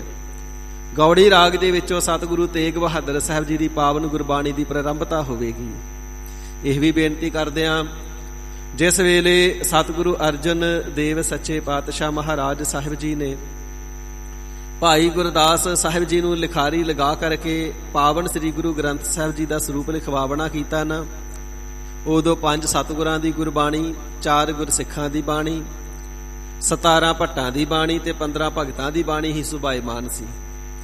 ਸਮਾਂ ਪਾ ਕਰਕੇ ਜਦੋਂ ਸਤਿਗੁਰੂ ਸ੍ਰੀ ਗੁਰੂ ਗੋਬਿੰਦ ਸਿੰਘ ਸੱਚੇ ਪਾਤਸ਼ਾਹ ਮਹਾਰਾਜ ਸਾਹਿਬ ਜੀ ਨੇ ਕੌਤਕ ਵਰਤਾਏ ਨੇ, ਖਾਲਸਾ ਪੰਥ ਦੀ ਸਿਰਜਣਾ ਕੀਤੀ ਹੈ, ਉਪਰੰਤ ਸਰਬੰਸ ਕੁਰਬਾਨ ਕਰਨਾ ਕੀਤਾ ਹੈ ਧਰਮ ਹਿਤ, ਤੇ ਦਮਦਮਾ ਸਾਹਿਬ ਸਾਬੋ ਕੀ ਤਲਵੰਡੀ ਵਾਲੇ ਸਥਾਨ ਤੇ ਆਏ ਨੇ ਨਾ, ਤੇ ਜਦੋਂ ਗੁਰਸਿੱਖਾਂ ਨੇ ਬੇਨਤੀ ਕੀਤੀ ਸੀ ਸੱਚੇ ਪਾਤਸ਼ਾਹ ਕਿਰਪਾਲਤਾ ਕਰਕੇ ਗੁਰਬਾਣੀ ਦੇ ਸ਼ੁੱਧ ਉਚਾਰਨ ਤੇ ਅਰਥ ਪੜ੍ਹਾਓ, ਤੇ ਮਹਾਰਾਜ ਸਾਹਿਬ ਜੀ ਨੇ ਉਹ ਸਰੂਪ ਜਿਹੜਾ ਭਾਈ ਗੁਰਦਾਸ ਜੀ ਦੇ ਪਾਸੋਂ ਗੁਰੂ ਅਰਜਨ ਦੇਵ ਸਾਹਿਬ ਜੀ ਨੇ ਲਿਖਵਾਇਆ ਸੀ। ਕਰਤਾਰਪੁਰ ਸਾਹਿਬ ਪੰਜਾਬ ਦੇ ਅੰਦਰ ਦੁਆਬੇ ਦੇ ਵਿੱਚ ਧੀਰ ਮੱਲੀਆਂ ਦੇ ਕੋਲ ਸੀ। 25 ਸਿੱਖਾਂ ਨੂੰ ਸਰੂਪ ਲੈਣ ਵਾਸਤੇ ਭੇਜਿਆ, ਪਰ ਧੀਰ ਮੱਲੀਆਂ ਨੇ ਦਿੱਤਾ ਨਹੀਂ। ਫਿਰ ਸਤਿਗੁਰੂ ਸ੍ਰੀ ਗੁਰੂ ਗੋਬਿੰਦ ਸਿੰਘ ਸੱਚੇ ਪਾਤਸ਼ਾਹ ਮਹਾਰਾਜ ਸਾਹਿਬ ਜੀ ਨੇ ਕੰਠੋਂ ਉਚਾਰਨ ਕਰਕੇ ਸ੍ਰੀ ਗੁਰੂ ਗ੍ਰੰਥ ਸਾਹਿਬ ਜੀ ਦਾ ਪਾਵਨ ਸਰੂਪ ਲਿਖਵਾਇਆ ਹੈ। ਸਾਧ ਸੰਗਤ ਜੀ, ਫਿਰ ਉਸ ਵੇਲੇ ਸਤਿਗੁਰੂ ਤੇਗ ਬਹਾਦਰ ਸੱਚੇ ਪਾਤਸ਼ਾਹ ਮਹਾਰਾਜ ਸਾਹਿਬ ਜੀ ਦੀ ਸਮੁੱਚੀ ਗੁਰਬਾਣੀ ਰਾਗਾਂ ਦੇ ਅਨੁਸਾਰ ਬਾ ਤਰਤੀਬ ਸ੍ਰੀ ਗੁਰੂ ਗੋਬਿੰਦ ਸਿੰਘ ਸਾਹਿਬ ਜੀ ਨੇ ਪਾਵਨ ਸ੍ਰੀ ਗੁਰੂ ਗ੍ਰੰਥ ਸਾਹਿਬ ਜੀ ਦੇ ਸਰੂਪ ਦੇ ਅੰਦਰ ਸੁਭਾਏਮਾਨ ਕੀਤੀ ਹੈ। ਤੇ ਕਲਗੀਧਰ ਸਾਹਿਬ ਜੀ ਨੇ ਪਿਤਾ ਸਤਿਗੁਰੂ ਜੀ ਦੀ ਗੁਰਬਾਣੀ ਦੇ ਨਾਲ ਇੱਕ ਸ਼ਲੋਕ ਆਪਣਾ ਵੀ ਜੋ ਹੈ ਸ੍ਰੀ ਗੁਰੂ ਗ੍ਰੰਥ ਸਾਹਿਬ ਜੀ ਦੇ ਅੰਦਰ ਸ਼ੋਭਨੀਕ ਕਰਨਾ ਕੀਤਾ ਹੈ। ਸੋ ਇਸ ਪ੍ਰਕਾਰ ਸਤਿਗੁਰੂ ਤੇਗ ਬਹਾਦਰ ਸਾਹਿਬ ਜੀ ਦੀ ਗੁਰਬਾਣੀ ਸ੍ਰੀ ਗੁਰੂ ਗੋਬਿੰਦ ਸਿੰਘ ਸਾਹਿਬ ਜੀ ਨੇ ਲਿਖਵਾਈ ਹੈ। ਸੋ ਪਹਿਲੇ 2 ਰਾਗਾਂ ਦੇ ਵਿੱਚ ਸਤਿਗੁਰੂ ਜੀ ਦੀ ਗੁਰਬਾਣੀ ਨਹੀਂ। ਹੁਣ ਜੋ ਰਾਗਾਂ ਦੀ ਗਿਣਤੀ ਦੇ ਹਿਸਾਬ ਦੇ ਨਾਲ ਤੀਜਾ ਰਾਗ ਹੈ, ਪਹਿਲਾ ਸ੍ਰੀ ਰਾਗ, ਦੂਜਾ ਮਾਝ ਰਾਗ, ਤੀਜਾ ਹੈ ਗੌੜੀ ਰਾਗ। ਸ੍ਰੀ ਗੁਰੂ ਗ੍ਰੰਥ ਸਾਹਿਬ ਜੀ ਦੇ ਰਾਗਾਂ ਦੀ ਗਿਣਤੀ ਦੇ ਹਿਸਾਬ ਦੇ ਨਾਲ ਤੀਜੇ ਰਾਗ ਦੇ ਅੰਦਰ ਸ੍ਰੀ ਗੁਰੂ ਤੇਗ ਬਹਾਦਰ ਸਾਹਿਬ ਜੀ ਦੀ ਗੁਰਬਾਣੀ ਪ੍ਰਾਰੰਭ ਹੁੰਦੀ ਹੈ। ਤੇ ਸਾਧ ਸੰਗਤ ਜੀ, ਕੱਲ ਤੱਕ ਸਤਿਗੁਰੂ ਅਰਜਨ ਦੇਵ ਸੱਚੇ ਪਾਤਸ਼ਾਹ ਮਹਾਰਾਜ ਸਾਹਿਬ ਜੀ ਦੀ ਪਾਵਨ ਗੁਰਬਾਣੀ ਦੀ ਵਿਚਾਰ ਸਰਵਣ ਕਰਨਾ ਕੀਤੀ ਸੀ, ਤੇ ਜਿੱਥੇ ਸਮਾਪਤੀ ਹੋਈ ਹੈ ਉੱਥੇ 4 4 172 ਇਸੇ ਪ੍ਰਕਾਰ 242 ਅੰਕ ਆਇਆ ਹੈ। ਸੋ ਕੱਲ ਵੀ ਬੇਨਤੀ ਕੀਤੀ ਸੀ, ਪਹਿਲੇ 4 ਤੋਂ ਭਾਵ ਹੈ ਇਸ ਸ਼ਬਦ ਦੀਆਂ 4 ਪੌੜੀਆਂ ਪੂਰੀਆਂ ਹੋਈਆਂ। ਅਗਲੇ 4 ਤੋਂ ਭਾਵ ਹੈ ਕਿ ਗੌੜੀ ਰਾਗ ਦੀ ਇਸ ਜਾਤੀ ਦੇ 4 ਸ਼ਬਦ ਸੰਪੂਰਨ ਹੋਏ ਨੇ। ਫਿਰ ਅਗਲੇ 172 ਤੋਂ ਭਾਵ ਹੈ ਕਿ ਸਤਿਗੁਰੂ ਅਰਜਨ ਦੇਵ ਸੱਚੇ ਪਾਤਸ਼ਾਹ ਮਹਾਰਾਜ ਸਾਹਿਬ ਜੀ ਦੇ 172 ਸ਼ਬਦ ਨੇ। ਤੇ ਜਿਹੜੇ ਅੱਜ ਦੇ ਸਮੇਂ ਦੇ ਅਨੁਸਾਰ ਪ੍ਰਚਲਿਤ ਸਰੂਪ ਨੇ, ਦਮਦਮਾ ਸਾਹਿਬ ਦੇ ਪਾਵਨ ਜੋ ਬਾਬਾ ਦੀਪ ਸਿੰਘ ਸਾਹਿਬ ਜੀ ਦੇ ਹਸਤ ਲਿਖਤ ਸਰੂਪ ਨੇ, ਸਾਰੇ ਉਹਨਾਂ ਦੇ ਉਤਾਰੇ ਨੇ, ਉਹਨਾਂ ਨੂੰ ਆਧਾਰ ਬੇਸ ਬਣਾ ਕਰਕੇ ਅੱਗੇ ਸਰੂਪ ਛਪੇ ਨੇ। ਉਹਨਾਂ ਦੇ ਵਿੱਚ 172 ਤੱਕ ਹੀ ਗਿਣਤੀ ਹੈ। ਤੇ ਸਾਧ ਸੰਗਤ ਜੀ, ਇਹ ਪਾਵਨ ਸਰੂਪ ਜਿਸ ਦੇ ਅਸੀਂ ਦਰਸ਼ਨ ਕਰ ਰਹੇ ਹਾਂ, ਜਿਸ ਤੋਂ ਅਸਾਂ ਸਭਨਾਂ ਨੇ ਪਾਵਨ ਸਤਿਗੁਰੂ ਜੀ ਦੀ ਗੁਰਬਾਣੀ ਦਾ ਸ਼ਬਦ ਸ਼ਰਵਣ ਕੀਤਾ ਤੇ ਹੁਣ ਅਰਥ ਵਿਚਾਰ ਕਰਾਂਗੇ। ਇਸ ਦੇ ਉੱਪਰ 242 ਲਿਖਿਆ ਹੋਇਆ ਹੈ, ਜਿਸ ਦਾ ਭਾਵ ਹੈ ਕਿ ਹੁਣ ਤੱਕ 242 ਸ਼ਬਦ ਜੋ ਨੇ ਮੁਕੰਮਲ ਹੋ ਚੁੱਕੇ ਨੇ ਗੌੜੀ ਰਾਗ ਦੇ, ਤੇ ਅੱਗੇ ਜੋੜ ਲਿਖਿਆ ਹੋਇਆ ਹੈ। ਪਰ ਜਿਹੜੇ ਬਾਕੀ ਦੇ ਸਾਰੇ ਸਰੂਪ ਨੇ ਦਮਦਮਾ ਸਾਹਿਬ ਵਾਲੇ ਪਾਵਨ ਸਰੂਪ ਦੇ ਸਮੇਤ, ਉਸ ਦੇ ਅੰਦਰ ਇਹ 242 ਅੰਕ ਵੀ ਨਹੀਂ ਤੇ ਜੋੜ ਵੀ ਨਹੀਂ ਲਿਖਿਆ ਹੋਇਆ। ਭਾਵੇਂ ਕਿ ਕ੍ਰਮਵਾਰ ਹੋਰ ਅਸਥਾਨਾਂ ਤੇ ਇਸ ਪ੍ਰਕਾਰ ਜੋੜ ਸ਼ਬਦ ਵੀ ਲਿਖਿਆ ਮਿਲਦਾ ਤੇ ਸਾਰੀ ਤਰਤੀਬ ਵੀ ਮਿਲਦੀ ਹੈ, ਪਰ ਇਸ ਰਾਗ ਦੀ ਜਿਹੜੀ ਤਰਤੀਬ ਹੈ ਉਹ 172 ਤੱਕ ਹੀ ਹੈ। ਸੋ ਇਸ ਪ੍ਰਕਾਰ ਜੋ ਜੋੜ ਲਿਖਿਆ ਤੇ 242 ਲਿਖਿਆ ਹੈ, ਇਸ ਨੂੰ ਪਾਠਾਂਤਰ ਜਾਣਨਾ ਹੈ। ਇਸ ਤੋਂ ਅੱਗੇ ਹੁਣ ਸਤਿਗੁਰੂ ਤੇਗ ਬਹਾਦਰ ਸੱਚੇ ਪਾਤਸ਼ਾਹ ਮਹਾਰਾਜ ਸਾਹਿਬ ਜੀ ਦੀ ਗੁਰਬਾਣੀ ਦੀ ਪ੍ਰਾਰੰਭਤਾ ਹੁੰਦੀ ਹੈ। ਗੁਰਬਾਣੀ ਅਰਥ ਭੰਡਾਰ ਦੇ ਅੰਦਰ ਇਸ ਦੀ ਉਥਾਨਖਾ ਇਸ ਪ੍ਰਕਾਰ ਲਿਖੀ ਹੋਈ ਹੈ। ਜਿਸ ਵੇਲੇ ਸਤਿਗੁਰੂ ਸ੍ਰੀ ਗੁਰੂ ਹਰਿਕ੍ਰਿਸ਼ਨ ਸਾਹਿਬ ਸੱਚੇ ਪਾਤਸ਼ਾਹ ਮਹਾਰਾਜ ਸਾਹਿਬ ਜੀ ਨੇ ਕੌਤਕ ਵਰਤਾਇਆ ਨਾ, ਸੱਚਖੰਡ ਪਿਆਨਾ ਕਰਨੇ ਤੋਂ ਪਹਿਲਾਂ ਬਚਨ ਕਰਨਾ ਕੀਤਾ ਹੈ, ਬਾਬਾ ਬਸਹਿ ਗ੍ਰਾਮ ਬਕਾਲੇ, ਬਨ ਗੁਰ ਸੰਗਤ ਸਕਲ ਸੰਭਾਲੇ। ਬਾਬਾ ਕਿਹਾ ਜਾਂਦਾ ਦਾਦੇ ਨੂੰ, ਤੇ ਦੁਨਿਆਵੀ ਰਿਸ਼ਤੇ ਦੇ ਵਿੱਚ ਵੀ ਸਤਿਗੁਰੂ ਹਰਿਕ੍ਰਿਸ਼ਨ ਸਾਹਿਬ ਜੀ ਦੇ ਬਾਬਾ ਜੀ ਭਾਵ ਕੇ ਦਾਦਾ ਜੀ ਲੱਗਦੇ ਸਨ ਸਤਿਗੁਰੂ ਤੇਗ ਬਹਾਦਰ ਸੱਚੇ ਪਾਤਸ਼ਾਹ ਜੀ ਮਹਾਰਾਜ। ਇਸੇ ਪ੍ਰਕਾਰ ਜੋ ਬਾਬਾ ਸ਼ਬਦ ਹੈ ਇਹ ਗੁਰਿਆਈ ਪਦ ਦਾ ਜਨਾਇਕ ਵੀ ਹੈ। ਜਿਵੇਂ ਭਾਈ ਸਾਹਿਬ ਭਾਈ ਗੁਰਦਾਸ ਜੀ ਨੇ ਲਿਖਣਾ ਕੀਤਾ ਨਾ, ਜ਼ਾਹਰ ਪੀਰ ਜਗਤ ਗੁਰ ਬਾਬਾ। ਗੁਰੂ ਨੂੰ ਵੀ ਬਾਬਾ ਆਖਿਆ ਜਾਂਦਾ ਹੈ, ਸਤਿਗੁਰੂ ਜੀ ਵਾਸਤੇ ਬਾਬਾ ਸ਼ਬਦ ਹੈ। ਰਿਸ਼ਤੇ ਦੇ ਵਿੱਚ ਵੀ ਆਪ ਜੀ 8ਵੇਂ ਪਾਤਸ਼ਾਹ ਜੀ ਤੇ ਬਾਬਾ ਜੀ ਭਾਵ ਦਾਦਾ ਜੀ ਲੱਗਦੇ ਨੇ। ਤੇ ਪ੍ਰਵਚਨ ਫਰਮਾਵਣਾ ਕੀਤਾ ਸੀ ਬਾਬਾ ਗੁਰੂ ਨਾਨਕ ਦੇਵ ਸਾਹਿਬ ਜੀ ਦੀ ਨਾਵੀਂ ਜੋਤ। ਸਾਡੇ ਦਾਦਾ ਸ੍ਰੀ ਗੁਰੂ ਤੇਗ ਬਹਾਦਰ ਸਾਹਿਬ ਜੀ ਮਹਾਰਾਜ, ਇਹ ਇਸ਼ਾਰਾ ਸੀ, ਨਾਮ ਲੈ ਕੇ ਨਹੀਂ ਦੱਸਿਆ। ਬਕਾਲੇ ਨਗਰ ਦੇ ਵਿੱਚ ਵਸਦੇ ਨੇ ਤੇ ਸਮੇਂ ਦੇ ਅਨੁਸਾਰ ਗੁਰੂ ਜੋਤ ਪ੍ਰਗਟ ਹੋ ਕਰਕੇ ਆਪਣੀ ਸੰਗਤ ਨੂੰ ਆਪ ਸੰਭਾਲਣਾ ਕਰਨਗੇ। ਬਾਬਾ ਬੁੱਢਾ ਸਾਹਿਬ ਜੀ ਤੋਂ 6ਵੇਂ ਸਥਾਨ ਤੇ ਬਾਬਾ ਗੁਰਦਿੱਤਾ ਜੀ ਸਤਿਗੁਰੂ ਹਰਿਕ੍ਰਿਸ਼ਨ ਸਾਹਿਬ ਜੀ ਵੱਲੋਂ ਭੇਜੀ ਹੋਈ ਸਮੱਗਰੀ 5 ਪੈਸੇ ਨਾਰੀਅਲ ਇਤਿਆਦਿਕ ਲੈ ਕਰਕੇ ਬਾਬਾ ਬਕਾਲਾ ਸਾਹਿਬ ਪੁੱਜੇ ਨੇ, ਪਰ ਸੱਚੇ ਗੁਰੂ ਦਾ ਦੀਦਾਰ ਨਹੀਂ ਹੋਇਆ ਹੈ, ਸਤਿਗੁਰੂ ਜੀ ਪ੍ਰਗਟ ਨਹੀਂ ਹੋਏ। ਸਮਾਂ ਪਾ ਕਰਕੇ ਮੱਖਣ ਸ਼ਾਹ ਲੁਬਾਣਾ ਜੀ ਨੇ ਡੁੱਬਦੇ ਬੇੜੇ ਨੂੰ ਬਚਾਉਣ ਵਾਸਤੇ ਅਰਦਾਸ ਕੀਤੀ। ਇਸ ਵੇਲੇ ਜਿਹੜੇ ਵੀ ਸਤਿਗੁਰੂ ਜੀ ਗੁਰੂ ਨਾਨਕ ਦੇਵ ਸਾਹਿਬ ਜੀ ਦੀ ਗੁਰਤਾ ਗੱਦੀ ਤੇ ਸੁਭਾਏਮਾਨ ਹੋ, ਸਤਿਗੁਰੂ ਜੀ ਮੇਰੇ ਡੁੱਬਦੇ ਬੇੜੇ ਨੂੰ ਬਚਾਓ। ਆਪ ਜੀ ਦੀ ਕਿਰਪਾ ਦੇ ਨਾਲ ਦਸਵੰਧ ਦੀ ਰਕਮ 500 ਸੋਨੇ ਦੀਆਂ ਮੋਹਰਾਂ ਭੇਟ ਕਰਨਾ ਕਰਾਂਗਾ। ਸਤਿਗੁਰੂ ਤੇਗ ਬਹਾਦਰ ਸੱਚੇ ਪਾਤਸ਼ਾਹ ਮਹਾਰਾਜ ਸਾਹਿਬ ਜੀ ਨੇ ਆਪਣੀ ਬ੍ਰਹਮ ਸ਼ਕਤੀ ਦੇ ਨਾਲ ਦੂਸਰਾ ਸਵਰੂਪ ਧਾਰਨ ਕਰਕੇ ਜਾ ਕਰਕੇ ਸਮੁੰਦਰ ਦੇ ਅੰਦਰ ਡੁੱਬਦੇ ਹੋਏ ਜਹਾਜ਼ ਨੂੰ ਮੋਢਾ ਦੇ ਕਰਕੇ ਪਾਰ ਲਾਵਣਾ ਕੀਤਾ ਹੈ ਤੇ ਇਸ ਪ੍ਰਕਾਰ ਸਾਧ ਸੰਗਤ ਜੀ ਉਸ ਦਾ ਬੇੜਾ ਪਾਰ ਕੀਤਾ ਹੈ। ਸਮਾਂ ਪਾ ਕਰਕੇ ਮੱਖਣ ਸ਼ਾਹ ਜੀ ਜਿਸ ਵੇਲੇ ਸਤਿਗੁਰੂ ਤੇਗ ਬਹਾਦਰ ਸਾਹਿਬ ਜੀ ਦੇ ਦਰਸ਼ਨ ਕਰਨਾ ਚਾਹੁੰਦੇ ਨੇ, ਅਜੇ ਪਤਾ ਨਹੀਂ ਸਤਿਗੁਰੂ ਜੀ ਕੌਣ ਨੇ, ਪਰ 8ਵੇਂ ਪਾਤਸ਼ਾਹ ਜੀ ਦੇ ਬਚਨਾਂ ਤੋਂ ਬਾਬਾ ਬਸੇ ਗ੍ਰਾਮ ਬਕਾਲੇ, ਬਕਾਲੇ ਨਗਰ ਬਾਬੇ ਬਕਾਲੇ ਚੱਲ ਕੇ ਆਏ ਨੇ। ਆ ਕਰਕੇ ਤੱਕਣਾ ਕੀਤਾ, ਇੱਥੇ ਤੇ 22 ਮੰਜੀਆਂ ਲੱਗੀਆਂ ਨੇ, 22 ਗੁਰੂ ਬਣੇ ਬੈਠੇ ਨੇ। ਹੁਣ ਪਛਾਣ ਕਿਵੇਂ ਹੋਵੇ ਸੱਚਾ ਗੁਰੂ ਕੌਣ ਹੈ? ਹਿਰਦੇ ਦੇ ਅੰਦਰ ਸੰਕਲਪ ਕੀਤਾ ਹੈ, ਮੈਂ 2-2 ਮੋਹਰਾਂ ਸਭਨਾਂ ਦੇ ਅੱਗੇ ਰੱਖ ਕਰਕੇ ਮੱਥਾ ਟੇਕਾਂਗਾ। ਜਿਹੜੇ ਸੱਚੇ ਸਤਿਗੁਰੂ ਜੀ ਹੋਣਗੇ ਮੇਰੇ ਮਨ ਦਾ ਸੰਕਲਪ ਪ੍ਰਗਟ ਕਰ ਲੈਣਗੇ ਕਿ ਮੋਹਰਾਂ ਤੇ 500 ਸੁੱਖੀਆਂ ਨੇ, ਹੁਣ 2 ਕਿਉਂ ਰੱਖ ਕੇ ਮੱਥਾ ਟੇਕਦਾ ਹੈ। 22 ਹੀ ਜਿਹੜੇ ਗੁਰੂ ਬਣ ਬੈਠੇ ਸਨ, ਸਭਨਾਂ ਨੂੰ 2-2 ਮੋਹਰਾਂ ਰੱਖ ਕੇ ਮੱਥਾ ਟੇਕੀਆਂ। ਉਹ ਤੇ 2-2 ਮੋਹਰਾਂ ਦੇ ਨਾਲ ਹੀ ਬੜੇ ਖੁਸ਼ ਹੋ ਗਏ। ਸੰਕਲਪ ਕਿਸ ਨੇ ਬੁੱਝਣਾ ਸੀ? ਕਿਹੜੇ ਪੂਰੇ ਗੁਰੂ ਸਨ? ਹੈਨ ਤਾਂ ਪਾਖੰਡੀ ਸਨ। ਪਰ ਜਿਸ ਵੇਲੇ 22 ਤੋਂ ਬਾਅਦ ਵੀ ਮਨ ਦੀ ਮੁਰਾਦ ਪੂਰੀ ਨਾ ਹੋਈ ਤੇ ਪੁੱਛਣਾ ਕੀਤਾ, ਜੀ ਇੱਥੇ ਕੋਈ ਹੋਰ ਵੀ ਸਾਧੂ ਮਹਾਤਮਾ ਹੈ? ਹੋਰ ਵੀ ਕੋਈ ਸਤਿਗੁਰੂ ਜੀ ਹਨ ਇਹਨਾਂ 22 ਤੋਂ ਇਲਾਵਾ? ਕਿਸੇ ਨੇ ਸਤਿਗੁਰੂ ਤੇਗ ਬਹਾਦਰ ਸੱਚੇ ਪਾਤਸ਼ਾਹ ਮਹਾਰਾਜ ਸਾਹਿਬ ਜੀ ਦੇ ਪਰਥਾਏ ਦੱਸਿਆ, ਹੈਨ ਤੇ ਹਨ, ਪਰ ਨਾ ਤੇ ਭੋਰੇ ਚੋਂ ਬਾਹਰ ਆਉਂਦੇ ਨੇ, ਨਾ ਦਰਸ਼ਨ ਦਿੰਦੇ ਨੇ, ਨਾ ਕਿਸੇ ਪ੍ਰਕਾਰ ਦੀ ਪੂਜਾ ਪ੍ਰਤਿਸ਼ਠਾ ਦੀ ਚਾਹਤ ਰੱਖਦੇ ਨੇ, ਨਾ ਮੱਥੇ ਟਿਕਾਉਂਦੇ ਨੇ, ਤੇ ਨਾ ਮਸੰਦ ਰੱਖੇ ਨੇ, ਤੇ ਨਾ ਆਪਣਾ ਪ੍ਰਚਾਰ ਕਰਦੇ ਨੇ। ਕੇਵਲ ਤਾਂ ਕੇਵਲ ਬੰਦਗੀ ਦੇ ਅੰਦਰ ਲੀਨ ਨੇ। ਮਨ ਦੇ ਅੰਦਰ ਵਿਚਾਰ ਆਈ ਹੋਵੇ ਨਾ, ਨਾਮ ਤਾਂ ਗੁਰੂ ਘਰ ਦੇ ਅੰਦਰ ਹੀ ਪਿਆਰਾ ਹੈ, ਸਤਿਗੁਰੂ ਜੀ ਇਹੀ ਹੀ ਹੋਣ, ਦਰਸ਼ਨ ਕਰਾਂ। ਭਾਵੇਂ ਮਾਤਾ ਜੀ ਨੇ ਰੋਕਣਾ ਚਾਹਿਆ ਹੈ, ਪਰ ਪ੍ਰੇਮ ਦੀ ਖਿੱਚ ਐਸੀ ਹੈ, ਜਾ ਕਰਕੇ ਭੋਰੇ ਦੇ ਅੰਦਰ ਸਤਿਗੁਰੂ ਤੇਗ ਬਹਾਦਰ ਸਾਹਿਬ ਜੀ ਦਾ ਪਾਵਨ ਦੀਦਾਰ ਕੀਤਾ ਹੈ। ਚਰਨਾਂ ਦੇ ਉੱਪਰ 2 ਮੋਹਰਾਂ ਭੇਟਾਂ ਰੱਖ ਕਰਕੇ ਮਸਤਕ ਟੇਕਿਆ ਹੈ। ਸਤਿਗੁਰੂ ਸੱਚੇ ਪਾਤਸ਼ਾਹ ਜੀ ਚੁੱਪ ਨੇ, ਕੋਈ ਬਚਨ ਨਹੀਂ ਕੀਤਾ। ਮਨ ਦੇ ਅੰਦਰ ਭਾਵ ਆਇਆ, ਐਸਾ ਵਿਚਾਰ ਆਇਆ, ਮੈਨੂੰ ਪੂਰੇ ਗੁਰੂ ਦੀ ਪ੍ਰਾਪਤੀ ਹੋਈ ਹੀ ਨਹੀਂ ਹੈ, ਪੂਰੇ ਗੁਰੂ ਦਾ ਦੀਦਾਰ ਹੋਇਆ ਹੀ ਨਹੀਂ। ਸਭਨਾਂ ਦੇ ਅੱਗੇ 2-2 ਮੋਹਰਾਂ ਰੱਖ ਕੇ ਮੱਥਾ ਟੇਕ ਦਿੱਤਾ। ਪੂਰੇ ਸਤਿਗੁਰੂ ਜੀ ਜੇਕਰ ਮੈਨੂੰ ਪ੍ਰਾਪਤ ਹੁੰਦੇ ਤੇ ਮੇਰੇ ਹਿਰਦੇ ਦਾ ਸੰਕਲਪ ਜ਼ਰੂਰ ਬੁੱਝਦੇ। ਜਿਸ ਸਤਿਗੁਰੂ ਜੀ ਨੇ ਮੇਰਾ ਬੇੜਾ ਤਾਰਿਆ, ਉਹਨਾਂ ਦਾ ਦੀਦਾਰ ਹੀ ਨਹੀਂ ਹੋਇਆ। ਜੇ ਇਸ ਸਰੀਰ ਦੇ ਅੰਦਰ ਰਹਿ ਕਰਕੇ ਗੁਰੂ ਦਾ ਦੀਦਾਰ ਹੀ ਨਹੀਂ, ਤੇ ਫਿਰ ਸਰੀਰ ਕਿਹੜੇ ਕੰਮ ਹੈ? ਮਨ ਵਿੱਚ ਇੱਥੋਂ ਤੱਕ ਸੰਕਲਪ ਕਰ ਲਿਆ, ਮੈਂ ਲੱਕੜਾਂ ਦੀ ਚਿਖਾ ਬਣਾ ਕਰਕੇ ਅੱਗ ਲਾ ਕਰਕੇ ਚਿਖਾ ਵਿੱਚ ਸੜ ਕੇ ਮਰ ਜਾਣਾ ਹੈ, ਕਿਉਂਕਿ ਗੁਰੂ ਦਾ ਦੀਦਾਰ ਨਹੀਂ ਹੋਇਆ। ਹੁਣ ਜੀਵਨ ਕਿਹੜੇ ਕੰਮ ਹੈ? ਜਦੋਂ ਐਵੇਂ ਹਿਰਦੇ ਦੇ ਅੰਦਰ ਵਿਚਾਰ ਕਰਕੇ ਸਤਿਗੁਰੂ ਤੇਗ ਬਹਾਦਰ ਸਾਹਿਬ ਜੀ ਦੇ ਪਾਸੋਂ ਉੱਠ ਕਰਕੇ ਜਾਣ ਲੱਗਾ ਨਾ, ਤੇ ਮਹਾਰਾਜ ਸੱਚੇ ਪਾਤਸ਼ਾਹ ਜੀ ਨੇ ਆਵਾਜ਼ ਮਾਰ ਲਈਏ, ਸਿੱਖਾ ਕਿੱਥੇ ਚੱਲਿਆ? ਨਾਲ ਹੀ ਪ੍ਰਵਚਨ ਫਰਮਾਵਣਾ ਕੀਤਾ, ਗੁਰੂ ਘਰ ਦੇ ਵਿੱਚ ਮਾਇਆ ਦੀ ਘਾਟ ਨਹੀਂ, ਇੱਥੇ ਪਦਾਰਥਾਂ ਦੀ ਘਾਟ ਨਹੀਂ। ਗੁਰੂ ਨਾਨਕ ਦੇਵ ਸੱਚੇ ਪਾਤਸ਼ਾਹ ਮਹਾਰਾਜ ਜੀ ਦਾ ਦਰ ਸਭਨਾਂ ਦੀਆਂ ਝੋਲੀਆਂ ਭਰਨ ਵਾਲਾ ਹੈ, ਕਿਸੇ ਦੇ ਪਾਸੋਂ ਮੰਗਣ ਵਾਲਾ ਨਹੀਂ। ਪਰ ਤੇਰੇ ਹਿਰਦੇ ਦੇ ਸੰਕਲਪ ਨੂੰ ਪ੍ਰਗਟ ਕਰਦੇ ਆ, ਮਤਾ ਜਾ ਕਰਕੇ ਆਪਣੀ ਜਾਨ ਹੀ ਗਵਾ ਦੇਵੇਂ ਸੜ ਮਰਨੇ ਦੀ। ਹਿਰਦੇ ਦੇ ਅੰਦਰ ਵਿਚਾਰ ਕਰ ਬੈਠਾ ਹੈ, ਸੰਕਲਪ ਕਰ ਬੈਠਾ ਹੈ। ਜਿਸ ਵੇਲੇ ਤੇਰਾ ਬੇੜਾ ਡੁੱਬਦਾ ਸੀ, ਤੂੰ ਸਤਿਗੁਰੂ ਨਾਨਕ ਦੇਵ ਸਾਹਿਬ ਜੀ ਦਾ ਨਾਮ ਲੈ ਕਰਕੇ ਅਰਦਾਸ ਕੀਤੀ ਸੀ ਕਿ ਤਿੰਨਾਂ ਦੀ ਗੱਦੀ ਤੇ ਜੋ ਹੁਣ ਗੁਰੂ ਜੀ ਸੋਭ ਨੂਕ ਨੇ ਮੇਰਾ ਬੇੜਾ ਤਾਰਨ।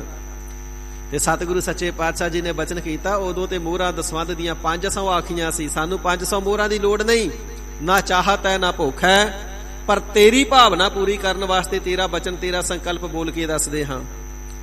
500 ਮੋਹਰਾਂ ਦੀ ਤੂੰ ਅਰਦਾਸ ਬੇਨਤੀ ਕਰਨਾ ਕੀਤੀ ਸੀ, ਤੇ ਸਤਿਗੁਰੂ ਜੀ ਨੇ ਆਪਣੇ ਪਵਿੱਤਰ ਸਰੀਰ ਤੋਂ ਮੋਢੇ ਤੋਂ ਚਾਦਰਾ ਹਟਾ ਕਰਕੇ ਦਿਖਾਵਣਾ ਕੀਤਾ, ਸਿੱਖਾ ਆ ਕਿੱਲਾਂ ਦੇ ਨਿਸ਼ਾਨ ਦੇਖ। ਜਦੋਂ ਤੇਰੇ ਜਹਾਜ਼ ਨੂੰ ਮੋਢਾ ਦੇ ਕਰਕੇ ਤਾਰਦੇ ਸੀ, ਜਹਾਜ਼ ਦੇ ਕਿੱਲ ਸਾਡੇ ਮੋਢੇ ਵਿੱਚ ਵੱਜ ਗਏ। ਆ ਦੇਖ ਅਜੇ ਤੱਕ ਕਿੱਲਾਂ ਦੇ ਜ਼ਖਮ ਨਿਸ਼ਾਨ ਬਾਕੀ ਨੇ। ਅਰਦਾਸ ਕੀਤੀ 500 ਮੋਹਰਾਂ ਦੀ, ਤੇ ਹੁਣ 2 ਰੱਖ ਕੇ ਚੱਲਿਆ। ਤੇ ਇਸ ਵੇਲੇ ਬੜੀ ਖੁਸ਼ੀ ਦੇ ਵਿੱਚ ਆਇਆ, ਸਤਿਗੁਰੂ ਜੀ ਦੇ ਚਰਨਾਂ ਤੇ ਢਹਿ ਕਰਕੇ ਲਪਟਾ ਕਰਕੇ ਨਮਸਕਾਰਾਂ ਕਰਦਾ ਹੈ, ਬਾਰ-ਬਾਰ ਡੰਡੌਤਾ ਕਰਦਾ ਹੈ। ਸਤਿਗੁਰੂ ਜੀ ਨੇ ਵਚਨ ਕਰਨਾ ਕੀਤਾ, ਸਿੱਖਾ ਤੇਰੇ ਮਨ ਦਾ ਸੰਕਲਪ ਪੂਰਾ ਕਰਨ ਵਾਸਤੇ ਤੇਰੇ ਮਨ ਦੀ ਭਾਵਨਾ ਬੋਲ ਕੇ ਦੱਸੀਏ। ਹੁਣ ਬਾਹਰ ਜਾ ਕੇ ਨਾ ਦੱਸੀ ਕਿ ਸਾਨੂੰ ਸੱਚੇ ਗੁਰੂ ਜੀ ਮਿਲ ਗਏ ਨੇ। ਮਨ ਵਿੱਚ ਭਾਵਨਾ ਆਉਂਦੀ ਮੈਂ ਤੇ ਸੰਗਤਾਂ ਨੂੰ ਦੱਸਾਂਗਾ। ਸੰਗਤਾਂ ਖੁਆਰ ਹੋ ਰਹੀਆਂ ਨੇ, ਪੂਰੇ ਗੁਰੂ ਦਾ ਦੀਦਾਰ ਨਹੀਂ ਹੁੰਦਾ, ਸੰਗਤਾਂ ਵੈਰਾਗ ਕਰਦੀਆਂ ਨੇ, ਮੈਂ ਤੇ ਸੰਗਤਾਂ ਵਿੱਚ ਪ੍ਰਗਟ ਕਰਾਂਗਾ। ਮਨ ਦੀ ਵਿਚਾਰ ਹੈ। ਤੇ ਸਤਿਗੁਰੂ ਸੱਚੇ ਪਾਤਸ਼ਾਹ ਜੀ ਨੇ ਬਚਨ ਕਰਨਾ ਕੀਤਾ, ਸਿੱਖਾ ਜੇ ਸਾਨੂੰ ਪ੍ਰਗਟ ਕਰੇਗਾ ਤਾਂ ਯਾਦ ਰੱਖੀ ਤੇਰਾ ਮੂੰਹ ਕਾਲਾ ਕਰ ਦਿਆਂਗੇ। ਅਸੀਂ ਪ੍ਰਗਟ ਨਹੀਂ ਹੋਣਾ ਚਾਹੁੰਦੇ। ਜਦੋਂ ਇਸ ਪ੍ਰਕਾਰ ਸਤਿਗੁਰੂ ਜੀ ਨੇ ਬਚਨ ਕਰਨਾ ਕੀਤਾ, ਮਸਤਕ ਟੇਕ ਕਰਕੇ ਬਾਹਰ ਆਇਆ। ਮਾਤਾ ਨਾਨਕੀ ਜੀ ਨੂੰ, ਮਾਤਾ ਗੁਜਰੀ ਜੀ ਨੂੰ ਪੁੱਛਣਾ ਕਰਦਾ, ਮਾਤਾ ਜੀ ਲੰਗਰ ਵਾਲੀ ਲੋਹ ਕਿੱਥੇ ਹੈ, ਤਵਾ ਕਿੱਥੇ ਹੈ ਜਿੱਥੇ ਆਪ ਜੀ ਪ੍ਰਸ਼ਾਦੇ ਪਕਾਉਂਦੇ ਹੋ?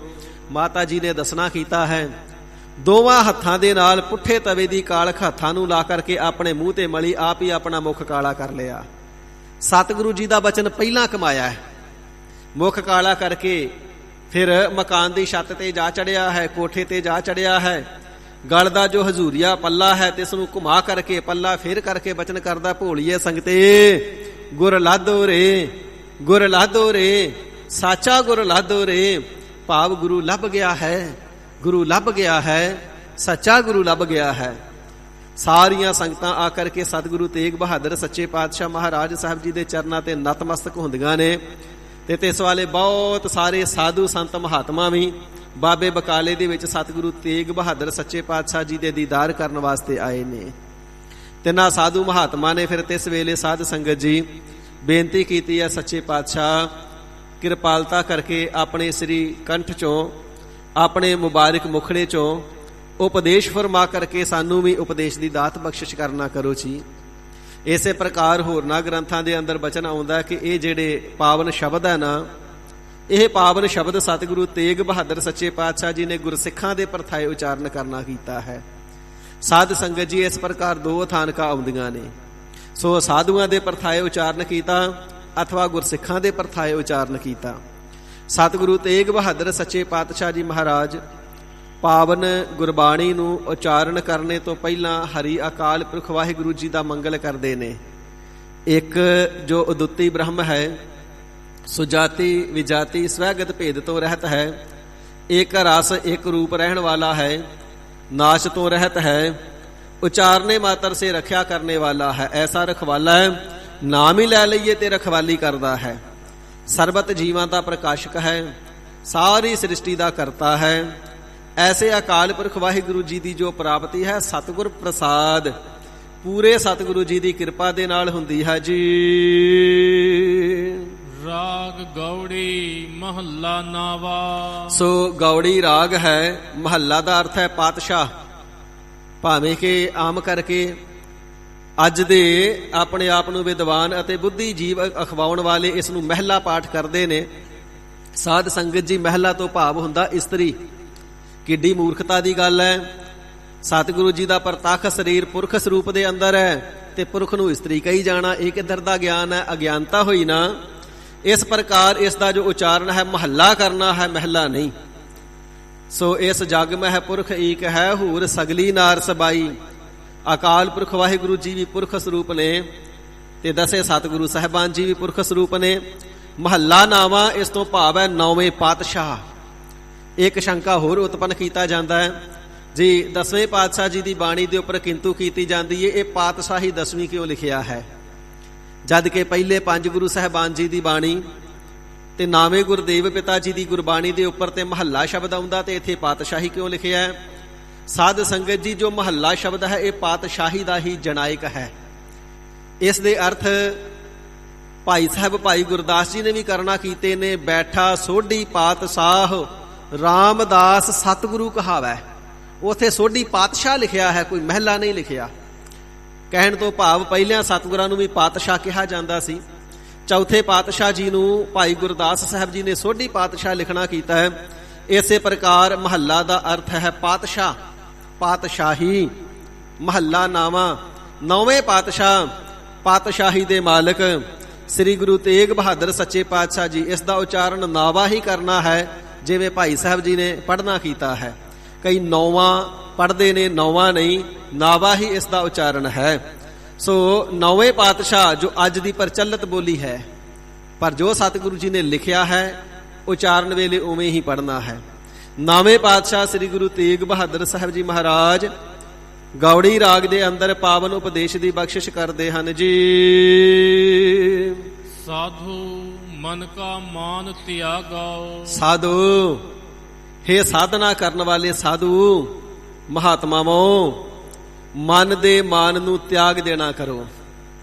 ਕਿਉਂਕਿ ਜਿਹੜਾ ਵੀ ਪੁਰਖ ਕੋਈ ਸਾਧਨਾ ਕਰਦਾ ਨਾ, ਕਿਧਰੇ ਨਾ ਕਿਧਰੇ ਮਨ ਦੇ ਅੰਦਰ ਮਾਣ ਆ ਜਾਂਦਾ ਹੈ, ਸੂਖਸ਼ਮ ਹੰਗਤਾ ਆ ਜਾਂਦੀ ਹੈ। ਮੈਂ ਜਪੀ ਹਾਂ, ਮੈਂ ਤਪੀ ਹਾਂ, ਮੈਂ ਸਾਧਨ ਸੰਪੰਨ ਹਾਂ, ਮੈਂ ਤੀਰਥ ਯਾਤਰੀ ਹਾਂ, ਮੈਂ ਸੇਵਾ ਕਰਨ ਵਾਲਾ ਹਾਂ।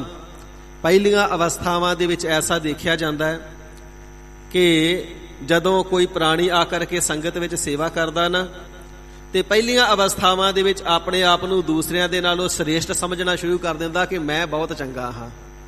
ਲੋਕੀ ਘਰਾਂ ਵਿੱਚ ਸੁੱਤੇ ਹੁੰਦੇ ਨੇ ਤੇ ਮੈਂ ਉੱਠ ਕੇ ਨਹਾ ਕੇ ਨਿਤਨੇਮ ਵੀ ਕਰ ਲੈਣਾ। ਲੋਕੀ ਅਜੇ ਉੱਠੇ ਵੀ ਨਹੀਂ ਹੁੰਦੇ ਤੇ ਮੈਂ ਪਹਿਲਾਂ ਹੀ ਗੁਰੂ ਘਰ ਪਹੁੰਚ ਜਾਣਾ।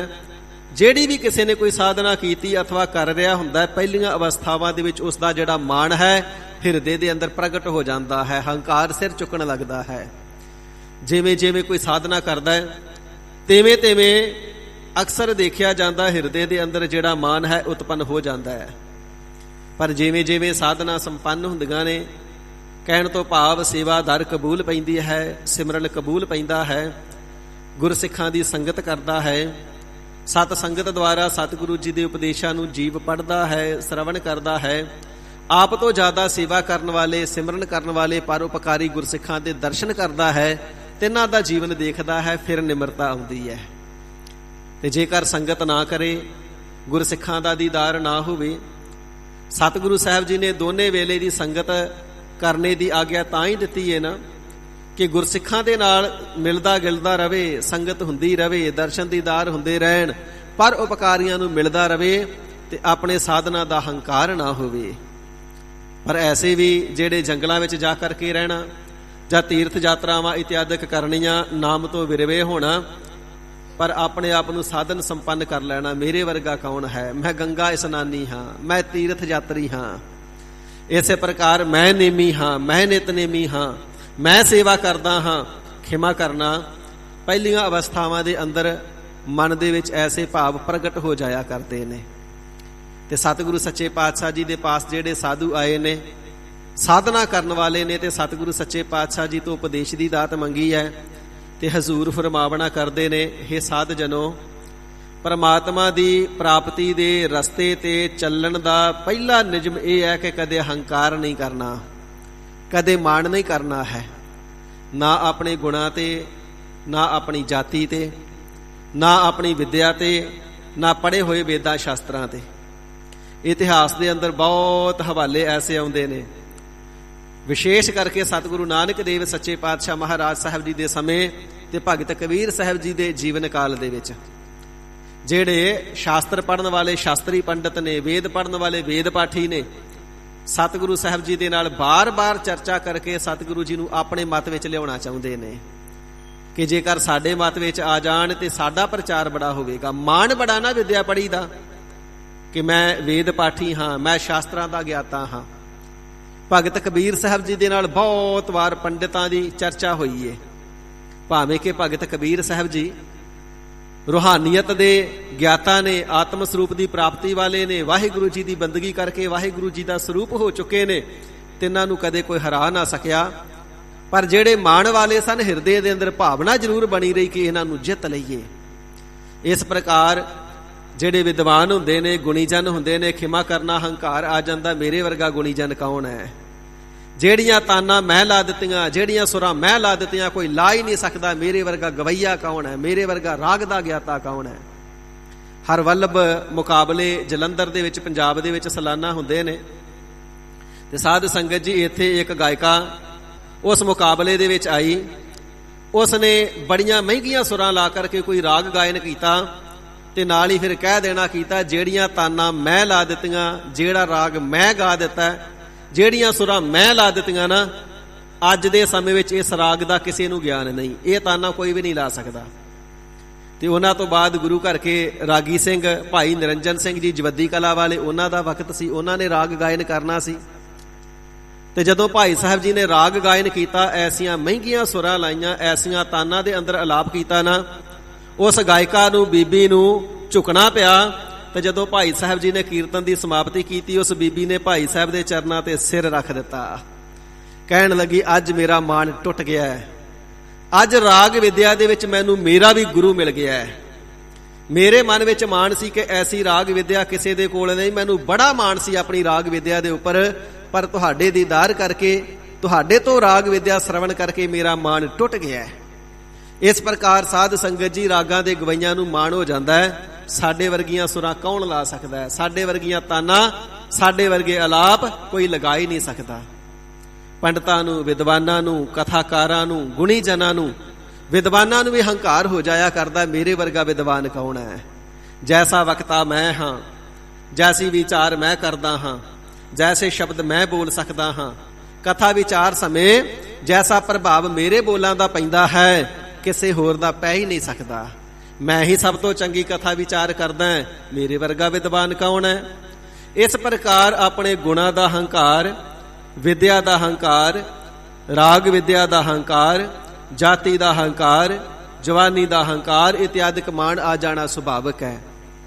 ਤੇ ਸਤਿਗੁਰੂ ਸੱਚੇ ਪਾਤਸ਼ਾਹ ਜੀ ਬਚਨ ਕਰਨਾ ਕਰਦੇ ਨੇ ਨਾ, ਹਰ ਜੀਓ ਅਹੰਕਾਰ ਨਾ ਭਾਵਈ। ਵਾਹਿਗੁਰੂ ਜੀ ਦੇ ਦਰ ਤੇ ਹੰਕਾਰ ਕਬੂਲ ਨਹੀਂ ਪੈਂਦਾ ਹੈ, ਹੰਕਾਰ ਕਰਨੇ ਵਾਲਾ ਵੀ ਦਰ ਪ੍ਰਵਾਨ ਨਹੀਂ ਚੜ੍ਹਦਾ ਹੈ। ਇਸ ਕਰਕੇ ਹਜ਼ੂਰ ਫਰਮਾਵਣਾ ਕਰਦੇ ਨੇ, ਇਹ ਸਾਧ ਜਨੋ, ਪ੍ਰਮਾਤਮਾ ਜੀ ਦੀ ਪ੍ਰਾਪਤੀ ਦੇ ਰਸਤੇ ਦੇ ਜੇਕਰ ਪੰਥੀ ਬਣੇ ਹੋ ਨਾ, ਵਾਹਿਗੁਰੂ ਜੀ ਨੂੰ ਮਿਲਣ ਵਾਸਤੇ ਪ੍ਰੇਮਾ ਭਗਤੀ ਦੇ ਰਸਤੇ ਦੇ ਜੇਕਰ ਚੱਲੇ ਹੋ ਨਾ, ਜੇਕਰ ਸਾਡੇ ਪਾਸੋਂ ਉਪਦੇਸ਼ ਦੀ ਦਾਤ ਮੰਗਣਾ ਕਰਦੇ ਹੋ ਨਾ, ਤੇ ਸਭ ਤੋਂ ਪਹਿਲਾ ਨਿਯਮ ਹੈ ਨਿਮਰਤਾ ਦੇ ਅੰਦਰ ਆ ਜਾਵੋ। ਆਪਣੇ ਸਾਧਨਾ ਦਾ, ਆਪਣੀ ਕੀਤੀ ਹੋਈ ਸਾਧਨਾ ਦਾ, ਕਿਸੇ ਪ੍ਰਕਾਰ ਦੇ ਯਤਨਾਂ ਦਾ, ਵਿਦਿਆ ਇਤਿਆਦਿਕ ਦਾ ਮਾਣ ਨਹੀਂ ਕਰਨਾ ਹੈ। ਸਾਧੋ ਮਨ ਕਾ ਮਾਨ ਤਿਆਗੋ, ਮਨ ਦੇ ਅੰਦਰ ਕਿਸੇ ਪ੍ਰਕਾਰ ਦਾ ਹੰਕਾਰ ਨਹੀਂ ਰੱਖਣਾ, ਮਾਣ ਨਹੀਂ ਕਰਨਾ, ਸਾਰੇ ਹੀ ਮਾਣ ਨੂੰ, ਹੰਕਾਰ ਨੂੰ ਤਿਆਗ ਦੇਣਾ ਕਰੋ। ਇਸੇ ਹੀ ਪ੍ਰਕਾਰ ਸਾਧੂ ਮਨ ਕਾ ਮਾਨ ਤਿਆਗੋ, ਸਾਧੂ ਤੋਂ ਭਾਵ ਹੈ ਸ੍ਰੇਸ਼ਟ ਜਨ। ਦੂਸਰੀ ਉਥਾਨਕਾ ਇਹ ਹੈ ਕਿ ਇਹ ਪਾਵਨ ਜੋ ਸ਼ਬਦ ਹੈ ਗੁਰਸਿੱਖਾਂ ਦੇ ਪਰਥਾਏ ਉਚਾਰਨ ਕੀਤਾ ਹੈ। ਤੇ ਸਤਿਗੁਰੂ ਸੱਚੇ ਪਾਤਸ਼ਾਹ ਜੀ ਸਿੱਖਾਂ ਨੂੰ ਉਪਦੇਸ਼ ਦੀ ਦਾਤ ਬਖਸ਼ਿਸ਼ ਕਰਨਾ ਕਰਦੇ ਨੇ, ਹੇ ਸ੍ਰੇਸ਼ਟ ਜਨੋ, ਹੇ ਗੁਰਸਿੱਖੋ, ਮਨ ਦੇ ਅੰਦਰ ਸਦਾ ਨਿਮਰਤਾ ਭਾਵ ਨੂੰ ਧਾਰਨ ਕਰਕੇ ਰੱਖਣਾ ਹੈ। ਗੁਣਾਂ ਦਾ, ਵਿਦਿਆ ਦਾ ਕਿਸੇ ਪ੍ਰਕਾਰ ਹਿਰਦੇ ਦੇ ਅੰਦਰ ਮਾਣ ਨਹੀਂ ਕਰਨਾ ਹੈ। ਜੇ ਕਿਧਰੇ ਮਨ ਦੇ ਅੰਦਰ ਲੇਸ ਮਾਤਰ, ਰੰਚਕ ਮਾਤਰ ਹੰਕਾਰ ਹੈ ਵੀ ਨਾ ਕਿਸੇ ਪ੍ਰਕਾਰ ਦਾ, ਜੇ ਕਿਸੇ ਤਰ੍ਹਾਂ ਦਾ ਮਾਣ ਹੈ ਤੇ ਇਸ ਮਾਣ ਨੂੰ ਆਪਣੇ ਹਿਰਦੇ ਦੇ ਅੰਦਰੋਂ ਤਿਆਗ ਦੇਣਾ ਕਰੋ। ਮਾਨ ਮੁਨੀ ਮੋਨ ਵਰ ਗਲੇ, ਮਾਨ ਸਭੈ ਕਾਉ ਖਾਏ। ਇਹ ਮਾਣ ਐਸਾ ਦੈਂਤ ਹੈ, ਐਸਾ ਰਾਖਸ਼ ਹੈ, ਜਿਸ ਹਿਰਦੇ ਦੇ ਅੰਦਰ ਆ ਕਰਕੇ ਬੈਠ ਜਾਂਦਾ ਨਾ, ਸ਼ੁਭ ਗੁਣਾਂ ਨੂੰ ਖਾਈ ਜਾਂਦਾ ਹੈ, ਸ਼ੁਭ ਗੁਣਾਂ ਨੂੰ ਮੇਟ ਦਿੰਦਾ ਹੈ, ਅਭਾਵ ਕਰ ਦਿੰਦਾ ਹੈ। ਇਸ ਕਰਕੇ ਇਸ ਮਾਣ ਰੂਪੀ ਦੈਂਤ ਨੂੰ ਆਪਣੇ ਮਨ ਰੂਪੀ ਘਰ ਦੇ ਵਿੱਚੋਂ ਤਿਆਗ ਦੇਣਾ ਕਰੋ, ਛੱਡ ਦੇਣਾ ਕਰੋ, ਕੱਢ ਦੇਣਾ ਕਰੋ, ਗੁਰੂ ਉਪਦੇਸ਼ ਦੇ ਡੰਡੇ ਦੇ ਨਾਲ ਝਿੜਕ ਕਰਕੇ, ਮਾਰ ਕਰਕੇ। ਕਾਮ ਕ੍ਰੋਧ ਸੰਗਤ ਦੁਰਜਨ ਕੀ, ਗਰੀਬ ਨਿਵਾਜ ਸੱਚੇ ਪਾਤਸ਼ਾਹ, ਮਾਣ ਤੋਂ ਇਲਾਵਾ ਹੋਰ ਕਿਹੜੇ ਕਿਹੜੇ ਐਸੇ ਦੁਸ਼ਕਰਮ ਨੇ, ਐਸੇ ਵਿਕਾਰ ਨੇ ਜਿਨ੍ਹਾਂ ਨੂੰ ਛੱਡ ਦੇਣਾ ਚਾਹੀਦਾ ਹੈ? ਤੇ ਸਤਿਗੁਰੂ ਜੀ ਫਰਮਾਨ ਕਰਨਾ ਕਰਦੇ ਨੇ, ਕਾਮ ਭਾਵਨਾ ਨੂੰ ਤਿਆਗ ਦਿਓ, ਮਨ ਦੇ ਅੰਦਰੋਂ ਕ੍ਰੋਧ ਨੂੰ ਤਿਆਗ ਦਿਓ। ਤੇ ਜਿਹੜੇ ਦੁਰਜਨ ਪੁਰਸ਼ ਨੇ, ਵਿਕਾਰੀ ਪੁਰਸ਼ ਨੇ, ਸਾਖਤ ਪੁਰਸ਼ ਨੇ, ਵਾਹਿਗੁਰੂ ਜੀ ਦੀ ਬੰਦਗੀ ਤੋਂ ਟੁੱਟੇ ਹੋਏ ਪੁਰਸ਼ ਨੇ, ਤਿੰਨਾਂ ਦੀ ਸੰਗਤ ਵੀ ਛੱਡ ਦੇਵੋ। ਸਤਿਗੁਰੂ ਸੱਚੇ ਪਾਤਸ਼ਾਹ ਜੀ ਦੇ ਰਹਿਤਨਾਮਿਆਂ ਦੇ ਅੰਦਰ ਬਚਨ ਨੇ ਨਾ, ਏਕਾ ਨਾਰੀ ਜਤੀ ਹੋਈ ਪਰ ਨਾਰੀ ਧੀ ਭੈਣ ਵਖਾਣੈ। ਜਿਸ ਬੀਬੀ ਦੇ ਨਾਲ ਭਾਈ ਦਾ ਆਨੰਦ ਕਾਰਜ ਹੋਇਆ ਤੇ ਮਾਈ ਦਾ ਭਾਈ ਦੇ ਨਾਲ ਆਨੰਦ ਕਾਰਜ ਹੋਇਆ, ਇੱਕ ਦੂਸਰੇ ਦੇ ਨਾਲ ਜਤ ਸਤ ਦੇ ਅੰਦਰ ਪਰਪੱਕ ਰਹਿਣਾ, ਹੋਰ ਬਾਕੀ ਸਰੀਰਾਂ ਵਾਸਤੇ ਕਾਮ ਦੀ ਭਾਵਨਾ ਮਨ ਦੇ ਅੰਦਰ ਨਹੀਂ ਰੱਖਣੀ ਹੈ।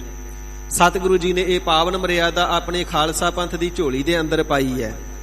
ਇਸੇ ਪ੍ਰਕਾਰ ਸਾਧ ਸੰਗਤ ਜੀ, ਹੇ ਕਲ ਮੂਲ ਕ੍ਰੋਧੰ, ਜਿਹੜਾ ਕ੍ਰੋਧ ਹੈ ਨਾ ਸਾਰੀਆਂ ਕਲਾ ਦਾ, ਸਾਰੀਆਂ ਹੀ ਜੋ ਕਿ ਬਖੇੜਿਆਂ ਦਾ ਮੁੱਢ ਹੈ। ਸੋ ਬਹੁਤੀਆਂ ਕਲਾ ਜਿਹੜੀਆਂ ਕ੍ਰੋਧ ਕਰਕੇ ਉਤਪੰਨ ਹੁੰਦੀਆਂ ਨੇ, ਬਹੁਤੇ ਵਿਘਨ ਕ੍ਰੋਧ ਕਰਕੇ ਪੈਂਦੇ ਨੇ। ਕਲ ਮੂਲ, ਸਾਰੀਆਂ ਕਲਾ ਦਾ ਮੁੱਢ ਹੀ ਕ੍ਰੋਧ ਹੈ। ਸਾਰੀਆਂ ਲੜਾਈਆਂ ਦਾ, ਸਾਰਿਆਂ ਝਗੜਿਆਂ ਦਾ ਜੋ ਮੂਲ ਹੈ ਉਹ ਕ੍ਰੋਧ ਹੈ।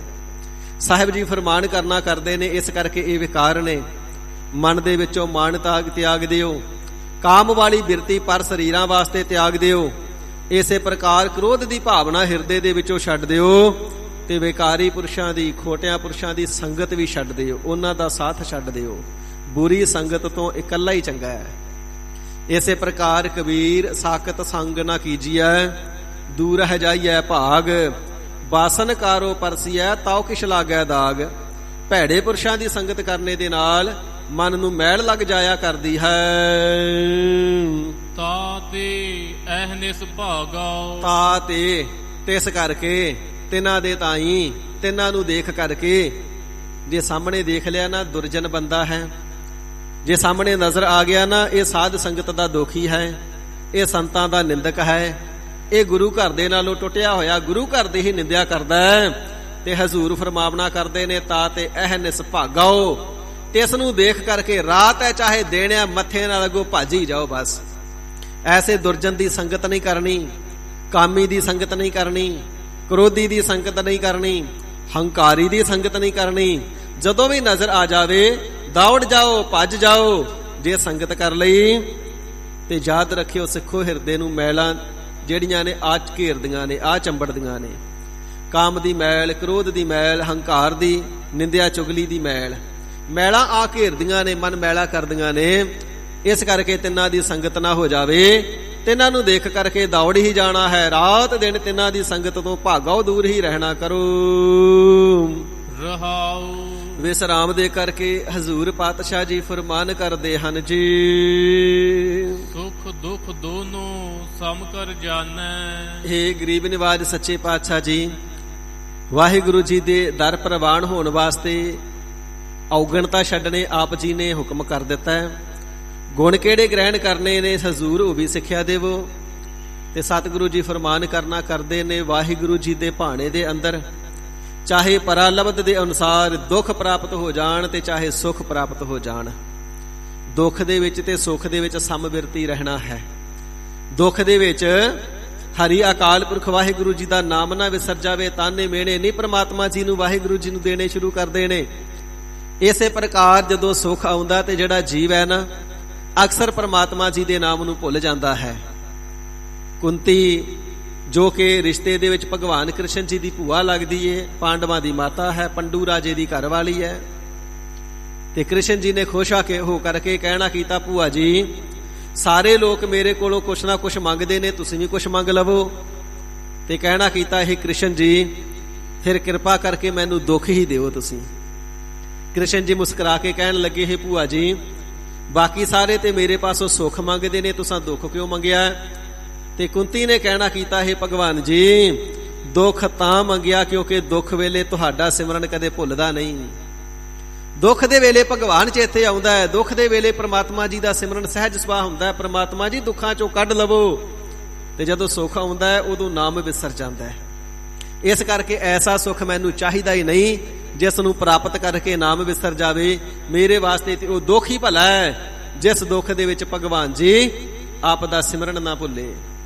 ਸਤਿਗੁਰੂ ਜੀ ਨੇ ਫਰਮਾਇਆ ਨਾ, ਦੁੱਖ ਦਾਰੂ ਸੁਖ ਰੋਗ ਭਇਆ। ਉਹ ਸੁਖ ਰੋਗ ਰੂਪ ਹੈ ਜਿਸ ਦੇ ਵਿੱਚ ਵਾਹਿਗੁਰੂ ਜੀ ਦਾ ਸਿਮਰਨ ਭੁੱਲ ਜਾਵੇ। ਦੁਨਿਆਵੀ ਬੁੱਧੀ ਦੇ ਤਲ ਤੇ ਜੀਵਨ ਵਾਲਾ, ਜੀਵਨ ਬਤੀਤ ਕਰਨ ਵਾਲਾ ਜੋ ਮਨੁੱਖ ਹੁੰਦਾ ਨਾ, ਜਦੋਂ ਸੁੱਖ ਆਉਂਦਾ ਹੈ ਇੰਨੀਆਂ ਖੁਸ਼ੀਆਂ ਕਰਦਾ ਹੈ, ਇੰਨੇ ਉਤਸ਼ਾਹ ਕਰਦਾ ਹੈ ਕਿ ਵਾਹਿਗੁਰੂ ਜੀ ਦੀ ਬੰਦਗੀ ਭੁੱਲ ਜਾਂਦਾ ਹੈ। ਤੇ ਜਦੋਂ ਦੁੱਖ ਆਉਂਦਾ ਹੈ ਫਿਰ ਪਰਮਾਤਮਾ ਜੀ ਨੂੰ, ਰੱਬ ਜੀ ਨੂੰ ਤਾਨੇ ਦੇਣੇ, ਮਿਹਣੇ ਦੇਣੇ, ਪਰਮਾਤਮਾ ਜੀ ਦੇ ਦੋਸ਼ ਆਰੋਪਣੇ ਸ਼ੁਰੂ ਕਰ ਦਿੱਤੇ। ਰੱਬਾ ਕਹਿਰ ਹੀ ਕੀਤਾ ਹੈ, ਮੈਨੂੰ ਰੱਬ ਨੇ ਦੁਖੀ ਕਰਕੇ ਰੱਖਿਆ, ਮੈਨੂੰ ਹੀ ਸਾਰੇ ਦੁੱਖ ਦੇ ਦੇਣੇ ਨੇ। ਇਸ ਪ੍ਰਕਾਰ ਆਪਣੇ ਕਰਮਾਂ ਨੂੰ ਨਹੀਂ ਜਾਣਦਾ, ਪਰਮਾਤਮਾ ਜੀ ਦੇ ਅੰਦਰ ਦੋਸ਼ ਆਰੋਪਦਾ ਹੈ। ਹਜ਼ੂਰ ਫਰਮਾਵਣਾ ਕਰਦੇ ਨੇ, ਜਿੱਥੇ ਮਾਣ ਨੂੰ ਤਿਆਗਣਾ ਹੈ, ਵਿਕਾਰਾਂ ਨੂੰ ਤਿਆਗਣਾ ਹੈ, ਉਥੇ ਦੁੱਖ ਅਤੇ ਸੁੱਖ ਦੇ ਅੰਦਰ ਸਮਬਿਰਤੀ ਰਹਿਣਾ ਹੈ। ਜੇ ਸੁੱਖ ਪ੍ਰਾਪਤ ਹੋ ਜਾਵੇ, ਸਦਾ ਸ਼ੁਕਰਾਨੇ ਦੇ ਅੰਦਰ ਸਿਮਰਨ ਕਰਦੇ ਰਹਿਣਾ ਹੈ।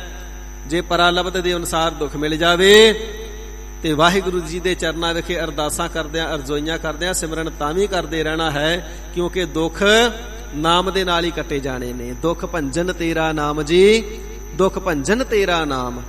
ਦੁੱਖ ਸੁੱਖ ਦੇ ਅੰਦਰ ਸਮਬਿਰਤੀ ਰਹਿ ਕਰਕੇ ਵਾਹਿਗੁਰੂ ਜੀ ਦੇ ਨਾਲ ਸਦਾ ਜੁੜੇ ਰਹਿਣਾ ਹੈ। ਇਸੇ ਪ੍ਰਕਾਰ ਸੁਖ ਦੁਖ ਦੋਨੋਂ ਸਮ ਕਰ ਜਾਣੈ, ਸੋ ਸਮ ਕਰ ਜਾਣੈ, ਬਰਾਬਰ ਕਰਕੇ ਹੀ ਜਾਣੇ। ਮਨ ਦੀ ਜਿਹੜੀ ਬਿਰਤੀ ਹੈ, ਸਮ ਕਰ ਜਾਣੈ, ਆਪਣੇ ਮਨ ਦੀ ਬਿਰਤੀ ਨੂੰ ਬਰਾਬਰ ਰੱਖਣਾ ਜਾਣੇ। ਦੁੱਖ ਆ ਗਿਆ ਤਾਂ ਵੀ ਮਨ ਦੀ ਹਿਰਦੇ ਦੀ ਅਵਸਥਾ ਉਹੋ ਜੀ ਪਰਮੇਸ਼ਰ ਜੀ ਦੇ ਨਾਲ ਐਸਾ ਹੀ ਪਿਆਰ, ਉਸੇ ਪ੍ਰਕਾਰ ਸਿਮਰਨ। ਤੇ ਜੇ ਇਸੇ ਪ੍ਰਕਾਰ ਪਰਾਲਬਧ ਦੇ ਅਨੁਸਾਰ ਸੁੱਖਾਂ ਦੀ ਪ੍ਰਾਪਤੀ, ਗੁਰ ਪਰਮੇਸ਼ਰ ਜੀ ਦੀ ਕਿਰਪਾ ਦੁਆਰਾ ਸੁੱਖਾਂ ਦੀ ਪ੍ਰਾਪਤੀ ਹੋ ਜਾਵੇ ਤਾਂ ਵੀ ਸਿਮਰਨ ਭੁੱਲੇ ਨਾ। ਮਨ ਨੂੰ ਸਮ ਅਵਸਥਾ ਦੇ ਅੰਦਰ ਕਰਨਾ ਜਾਣੇ, ਬਰਾਬਰ ਭਾਵ ਦੇ ਵਿੱਚ ਰੱਖਣਾ ਜਾਣੇ, ਚਾਹੇ ਸੁੱਖ ਮਿਲ ਜਾਵੇ ਚਾਹੇ ਦੁੱਖ ਮਿਲ ਜਾਵੇ। ਔਰ ਮਾਨ ਅਪਮਾਨਾ, ਤੇ ਜੇ ਕੋਈ ਸਤਿਕਾਰ ਕਰ ਦੇਵੇ ਤੇ ਫਿਰ ਫੁੱਲਿਆ ਨਾ ਫਿਰੇ, ਤੇ ਜੇ ਅਪਮਾਨ ਹੋ ਜਾਵੇ ਤੇ ਫਿਰ ਬੁਝਿਆ ਨਾ ਫਿਰੇ। ਦੁੱਖ ਹੋਵੇ ਸੁੱਖ ਹੋਵੇ, ਮਾਣ ਸਤਿਕਾਰ ਵਡਿਆਈਆਂ ਮਿਲ ਜਾਣ, ਚਾਹੇ ਕੋਈ ਅਪਸ਼ਬਦ ਬੋਲ ਕਰਕੇ ਨਿੰਦਿਆ ਕਰਕੇ ਚਲਿਆ ਜਾਵੇ, ਇਸ ਪ੍ਰਕਾਰ ਨਿਰਾਦਰੀ ਦਾ ਬੋਲ ਵੀ ਬੋਲ ਦੇਵੇ। ਹਰਖ ਸੂਗ ਤੇ ਰਹਿ ਅਤੀਤਾ, ਤੇ ਤਾਂ ਵੀ ਦੁੱਖ ਸੁੱਖ ਦੇ ਵਿੱਚ, ਉਸਤਤ ਨਿੰਦਿਆ ਦੇ ਵਿੱਚ ਸਦਾ ਅਤੀਤ ਰਵੇ। ਤੇ ਸਤਿਗੁਰੂ ਸੱਚੇ ਪਾਤਸ਼ਾਹ ਜੀ ਬਚਨ ਕਰਨਾ ਕਰਦੇ ਨੇ, ਪਦਾਰਥ ਮਿਲ ਜਾਣ ਤੇ ਜੀਵ ਬੜਾ ਪ੍ਰਸੰਨ ਹੁੰਦਾ ਹੈ, ਪਦਾਰਥ ਚਲੇ ਜਾਣ ਤੇ ਬੜਾ ਸੋਗ ਕਰਦਾ ਹੈ। ਮਾਇਆ ਇਤਿਆਦਿਕ ਆ ਜਾਵੇ ਬੜੀ ਖੁਸ਼ੀ ਮਨਾਉਂਦਾ ਹੈ, ਨੁਕਸਾਨ ਹੋ ਜਾਵੇ ਫਿਰ ਬੜਾ ਰੋਂਦਾ ਹੈ, ਫਿਰ ਬੜਾ ਵਿਰਲਾਪ ਕਰਦਾ, ਦੁੱਖ ਮਨਾਉਂਦਾ ਹੈ। ਤੇ ਹਜ਼ੂਰ ਫਰਮਾਵਣਾ ਕਰਦੇ ਨੇ, ਇਸ ਪ੍ਰਕਾਰ ਦੁੱਖ ਸੁੱਖ ਦੇ ਵਿੱਚ, ਉਸਤਤ ਨਿੰਦਿਆ ਦੇ ਵਿੱਚ, ਮਾਨ ਅਪਮਾਨ ਦੇ ਅੰਦਰ ਤੇ ਲਾਭ ਹਾਨ ਦੇ ਵਿੱਚ ਸਮਬਿਰਤੀ ਰਵੇ। ਇਸੇ ਹੀ ਪ੍ਰਕਾਰ ਹਰਖ ਸੂਗ ਤੇ ਰਹਿ ਅਤੀਤਾ, ਹਰਖ ਆ ਜਾਵੇ ਸੁਖ ਆ ਜਾਵੇ, ਖੁਸ਼ੀ ਆ ਜਾਵੇ ਚਾਹੇ ਗਮੀ ਆ ਜਾਵੇ, ਇਸ ਖੁਸ਼ੀ ਦੇ ਪ੍ਰਭਾਵ ਤੇ ਗਮੀ ਦੇ ਦੁੱਖ ਤੋਂ ਅਤੀਤ ਰਵੇ, ਅਸੰਗ ਰਹੇ, ਨਿਰਬਾਣ ਰਹੇ, ਨਿਰਬੰਧ ਰਹੇ, ਇਹਨਾਂ ਨੂੰ ਮਨ ਦੇ ਉੱਪਰ ਧਾਰਨ ਨਾ ਕਰੇ। ਤਿੰਨ ਜਗ ਤਤ ਪਛਾਨਾ, ਭਾਈ ਜਿਹੜਾ ਇਸ ਪ੍ਰਕਾਰ ਸਮਬਿਰਤੀ ਰਹਿ ਕਰਕੇ ਸਭਨਾ ਹਾਲਤਾਂ ਅੰਦਰ ਵਾਹਿਗੁਰੂ ਜੀ ਦੀ ਸੋ ਬੰਦਗੀ ਨੂੰ ਕਰਦਾ ਹੈ ਨਾ, ਉਹੀ ਜਗਤ ਦੇ ਅੰਦਰ ਰਹਿੰਦਾ ਹੋਇਆ ਤਤ ਸਿਧਾਂਤ, ਸਤ ਵਸਤੂ, ਸਤ ਚੇਤਨ ਸਰੂਪ ਪਰਮ ਪਿਤਾ ਪਰਮਾਤਮਾ ਜੀ ਨੂੰ ਜਾਣ ਲੈਂਦਾ ਹੈ। ਉਹੀ ਪਰਮਾਤਮਾ ਜੀ ਦੇ ਗਿਆਨ ਨੂੰ ਜਾਣਦਾ ਹੈ। ਉਸਤਤ ਨਿੰਦਾ ਦੂ ਤਿਆਗੈ, ਪਰਾਇਆਂ ਦੀ ਉਸਤਤ ਕਰਨੀ ਵੀ ਛੱਡ ਦੇਵੇ ਤੇ ਨਿੰਦਿਆ ਕਰਨੀ ਵੀ ਛੱਡ ਦੇਵੇ। ਕਿਸੇ ਦੇ ਵਿੱਚ ਕੋਈ ਗੁਣ ਨਾ ਹੋਵੇ ਤੇ ਉਸ ਨੂੰ ਖੁਸ਼ ਕਰਨ ਵਾਸਤੇ ਖੁਸ਼ਾਮਦ ਕਰੀ ਜਾਣੀ, ਇਸ ਨੂੰ ਉਸਤਤ ਆਖਿਆ ਜਾਂਦਾ ਹੈ। ਕਿਸੇ ਦੇ ਵਿੱਚ ਕੋਈ ਔਗਣ ਨਾ ਹੋਵੇ ਪਰ ਉਸ ਦੀ ਪਿੱਠ ਦੇ ਪਿੱਛੇ ਜਾਣ ਬੁੱਝ ਕੇ ਉਸ ਦੇ ਉੱਪਰ ਦੋਸ਼ਣ ਅਰੂਪਣੇ, ਇਸ ਨੂੰ ਨਿੰਦਿਆ ਆਖਿਆ ਜਾਂਦਾ ਹੈ। ਹਜ਼ੂਰ ਫਰਮਾਵਣਾ ਕਰਦੇ ਨੇ, ਝੂਠੀ ਨਾ ਤੇ ਖੁਸ਼ਾਮਦ ਕਰੇ ਤੇ ਨਾ ਹੀ ਝੂਠੀ ਨਿੰਦਿਆ ਕਰਨਾ ਕਰੇ। ਨਿੰਦਿਆ ਉਸਤਤ ਤੋਂ ਸਦਾ ਬਚ ਕਰਕੇ ਹੀ ਰਵੇ। ਤੇ ਇਸੇ ਪ੍ਰਕਾਰ ਬਾਬਾ ਆਨੰਦ ਸਿੰਘ ਜੀ ਨਾਨਕਸਰ ਕਲੇਰਾਂ ਵਾਲਿਆਂ ਦੇ ਬਚਨ ਨੇ, ਸਾਧ ਸੰਗਤ ਜੀ ਬੜੇ ਭਾਵਪੂਰਤ। ਸਾਧ ਸੰਗਤ ਜੀ ਜੇ ਉਸਤਤ ਕਰਨੀ ਕੇਵਲ ਤਾਂ ਕੇਵਲ ਗੁਰੂ ਨਾਨਕ ਦੇਵ ਸਾਹਿਬ ਜੀ ਦੀ ਕਰਨੀ, ਇਹ ਮਹਾਂਪੁਰਖਾਂ ਦਾ ਬਚਨ ਹੈ। ਉਸਤਤ ਕੇਵਲ ਤਾਂ ਕੇਵਲ ਸਤਿਗੁਰੂ ਜੀ ਦੀ, ਤੇ ਜੇ ਨਿੰਦਿਆ ਕਰਨੀ ਫਿਰ ਕੇਵਲ ਤਾਂ ਕੇਵਲ ਆਪਣੀ ਕਰਨੀ ਹੈ, ਦੂਜਿਆਂ ਦੀ ਨਹੀਂ। ਜਿਹੜਾ ਔਗਣ ਦੂਸਰੇ ਵਿੱਚ ਨਜ਼ਰ ਆਉਂਦਾ ਨਾ, ਪਹਿਲਾਂ ਆਪਣੇ ਹਿਰਦੇ ਵਿੱਚ ਝਾਤ ਮਾਰਨੀ, ਮੇਰੇ ਵਿੱਚ ਇਹ ਔਗਣ ਤੇ ਨਹੀਂ। ਦੁਨਿਆਵੀ ਮਨੁੱਖ ਦਾ ਸੁਭਾਅ ਹੁੰਦਾ ਦੂਸਰੇ ਵਾਸਤੇ ਕਹਿ ਦਿੰਦਾ, ਛੱਡ ਯਾਰ ਉਹਦੀ ਕਿਹੜੀ ਗੱਲ ਆ, ਉਹ ਤੇ ਬੰਦਾ ਹੀ ਝੂਠਾ ਹੈ। ਜਦੋਂ ਦੂਸਰੇ ਨੂੰ ਝੂਠਾ ਆਖਿਆ, ਪਹਿਲਾਂ ਆਪਣੇ ਹਿਰਦੇ ਵਿੱਚ ਝਾਤ ਮਾਰੇ ਕਿ ਮੈਂ ਕਦੇ ਝੂਠ ਨਹੀਂ ਬੋਲਿਆ। ਜੇ ਉਹ ਝੂਠਾ ਹੈ ਤੇ ਮੈਂ ਝੂਠਾ ਨਹੀਂ, ਤੇ ਜੇ ਉਹ ਝੂਠਾ ਹੋਣ ਕਰਕੇ ਉਹਦੀ ਨਿੰਦਿਆ ਕਰਦਾ ਤੇ ਭਲਿਆ ਫਿਰ ਝੂਠ ਤੇ ਤੂੰ ਵੀ ਬੋਲਦਾ, ਫਿਰ ਆਪਣੀ ਨਿੰਦਿਆ ਕਿਉਂ ਨਹੀਂ ਕਰਦਾ? ਆਪਣੀ ਨਿੰਦਿਆ ਕਰ। ਦੂਸਰੇ ਨੂੰ ਝੱਟ ਕਹਿ ਦੇਣਾ ਉਹਦੀ ਕਿਹੜੀ ਜ਼ੁਬਾਨ ਹੈ, ਉਹ ਤੇ ਝੱਟ ਮੁੱਕਰ ਜਾਂਦਾ ਹੈ। ਤੇ ਫਿਰ ਆਪਣੇ ਹਿਰਦੇ ਵਿੱਚ ਝਾਤ ਮਾਰ ਕੇ ਦੇਖਣਾ, ਮੈਂ ਅੱਜ ਤੱਕ ਜਿਤਨੇ ਬਚਨ ਮੂੰਹੋਂ ਬੋਲੇ ਨੇ ਸਾਰੇ ਤੋੜ ਨਿਭਾਏ ਨੇ, ਸਾਰਿਆਂ ਵਿੱਚ ਪੁੱਗ ਗਿਆ ਹਾਂ ਕਿ ਮੈਂ ਆਪਣੀ ਕਿਸੇ ਗੱਲ ਤੋਂ ਮੁੱਕਰਿਆ ਤੇ ਨਹੀਂ, ਆਪਣੀ ਕਿਸੇ ਕਹੀ ਹੋਈ ਗੱਲ ਤੋਂ ਇਨਕਾਰੀ ਤੇ ਨਹੀਂ ਹੋਇਆ। ਜੋ ਕਿਸੇ ਦੇ ਨਾਲ ਬਚਨ ਕੀਤਾ ਹੈ ਕਦੇ ਐਸਾ ਤੇ ਨਹੀਂ ਉਹ ਪੂਰਾ ਹੀ ਨਾ ਕੀਤਾ ਹੋਵੇ। ਕਿਉਂਕਿ ਕਲਗੀਧਰ ਸੱਚੇ ਪਾਤਸ਼ਾਹ ਮਹਾਰਾਜ ਸਾਹਿਬ ਜੀ ਦੇ ਬਚਨ ਵੀ ਨੇ ਨਾ, ਪਵਿੱਤਰ 52 ਬਚਨਾਂ ਦੇ ਅੰਦਰ ਵੀ ਬਚਨ ਹੈ, ਕੌਲ ਕਰਕੇ ਪਾਲਣਾ, ਬਚਨ ਕਰਕੇ ਪਾਲਣਾ। ਜਿਹੜੀ ਜ਼ੁਬਾਨ ਕਿਸੇ ਨੂੰ ਦੇ ਦਿੱਤੀ ਉਸ ਦੇ ਉੱਪਰ ਪੂਰੇ ਨਿਭਣਾ ਹੈ।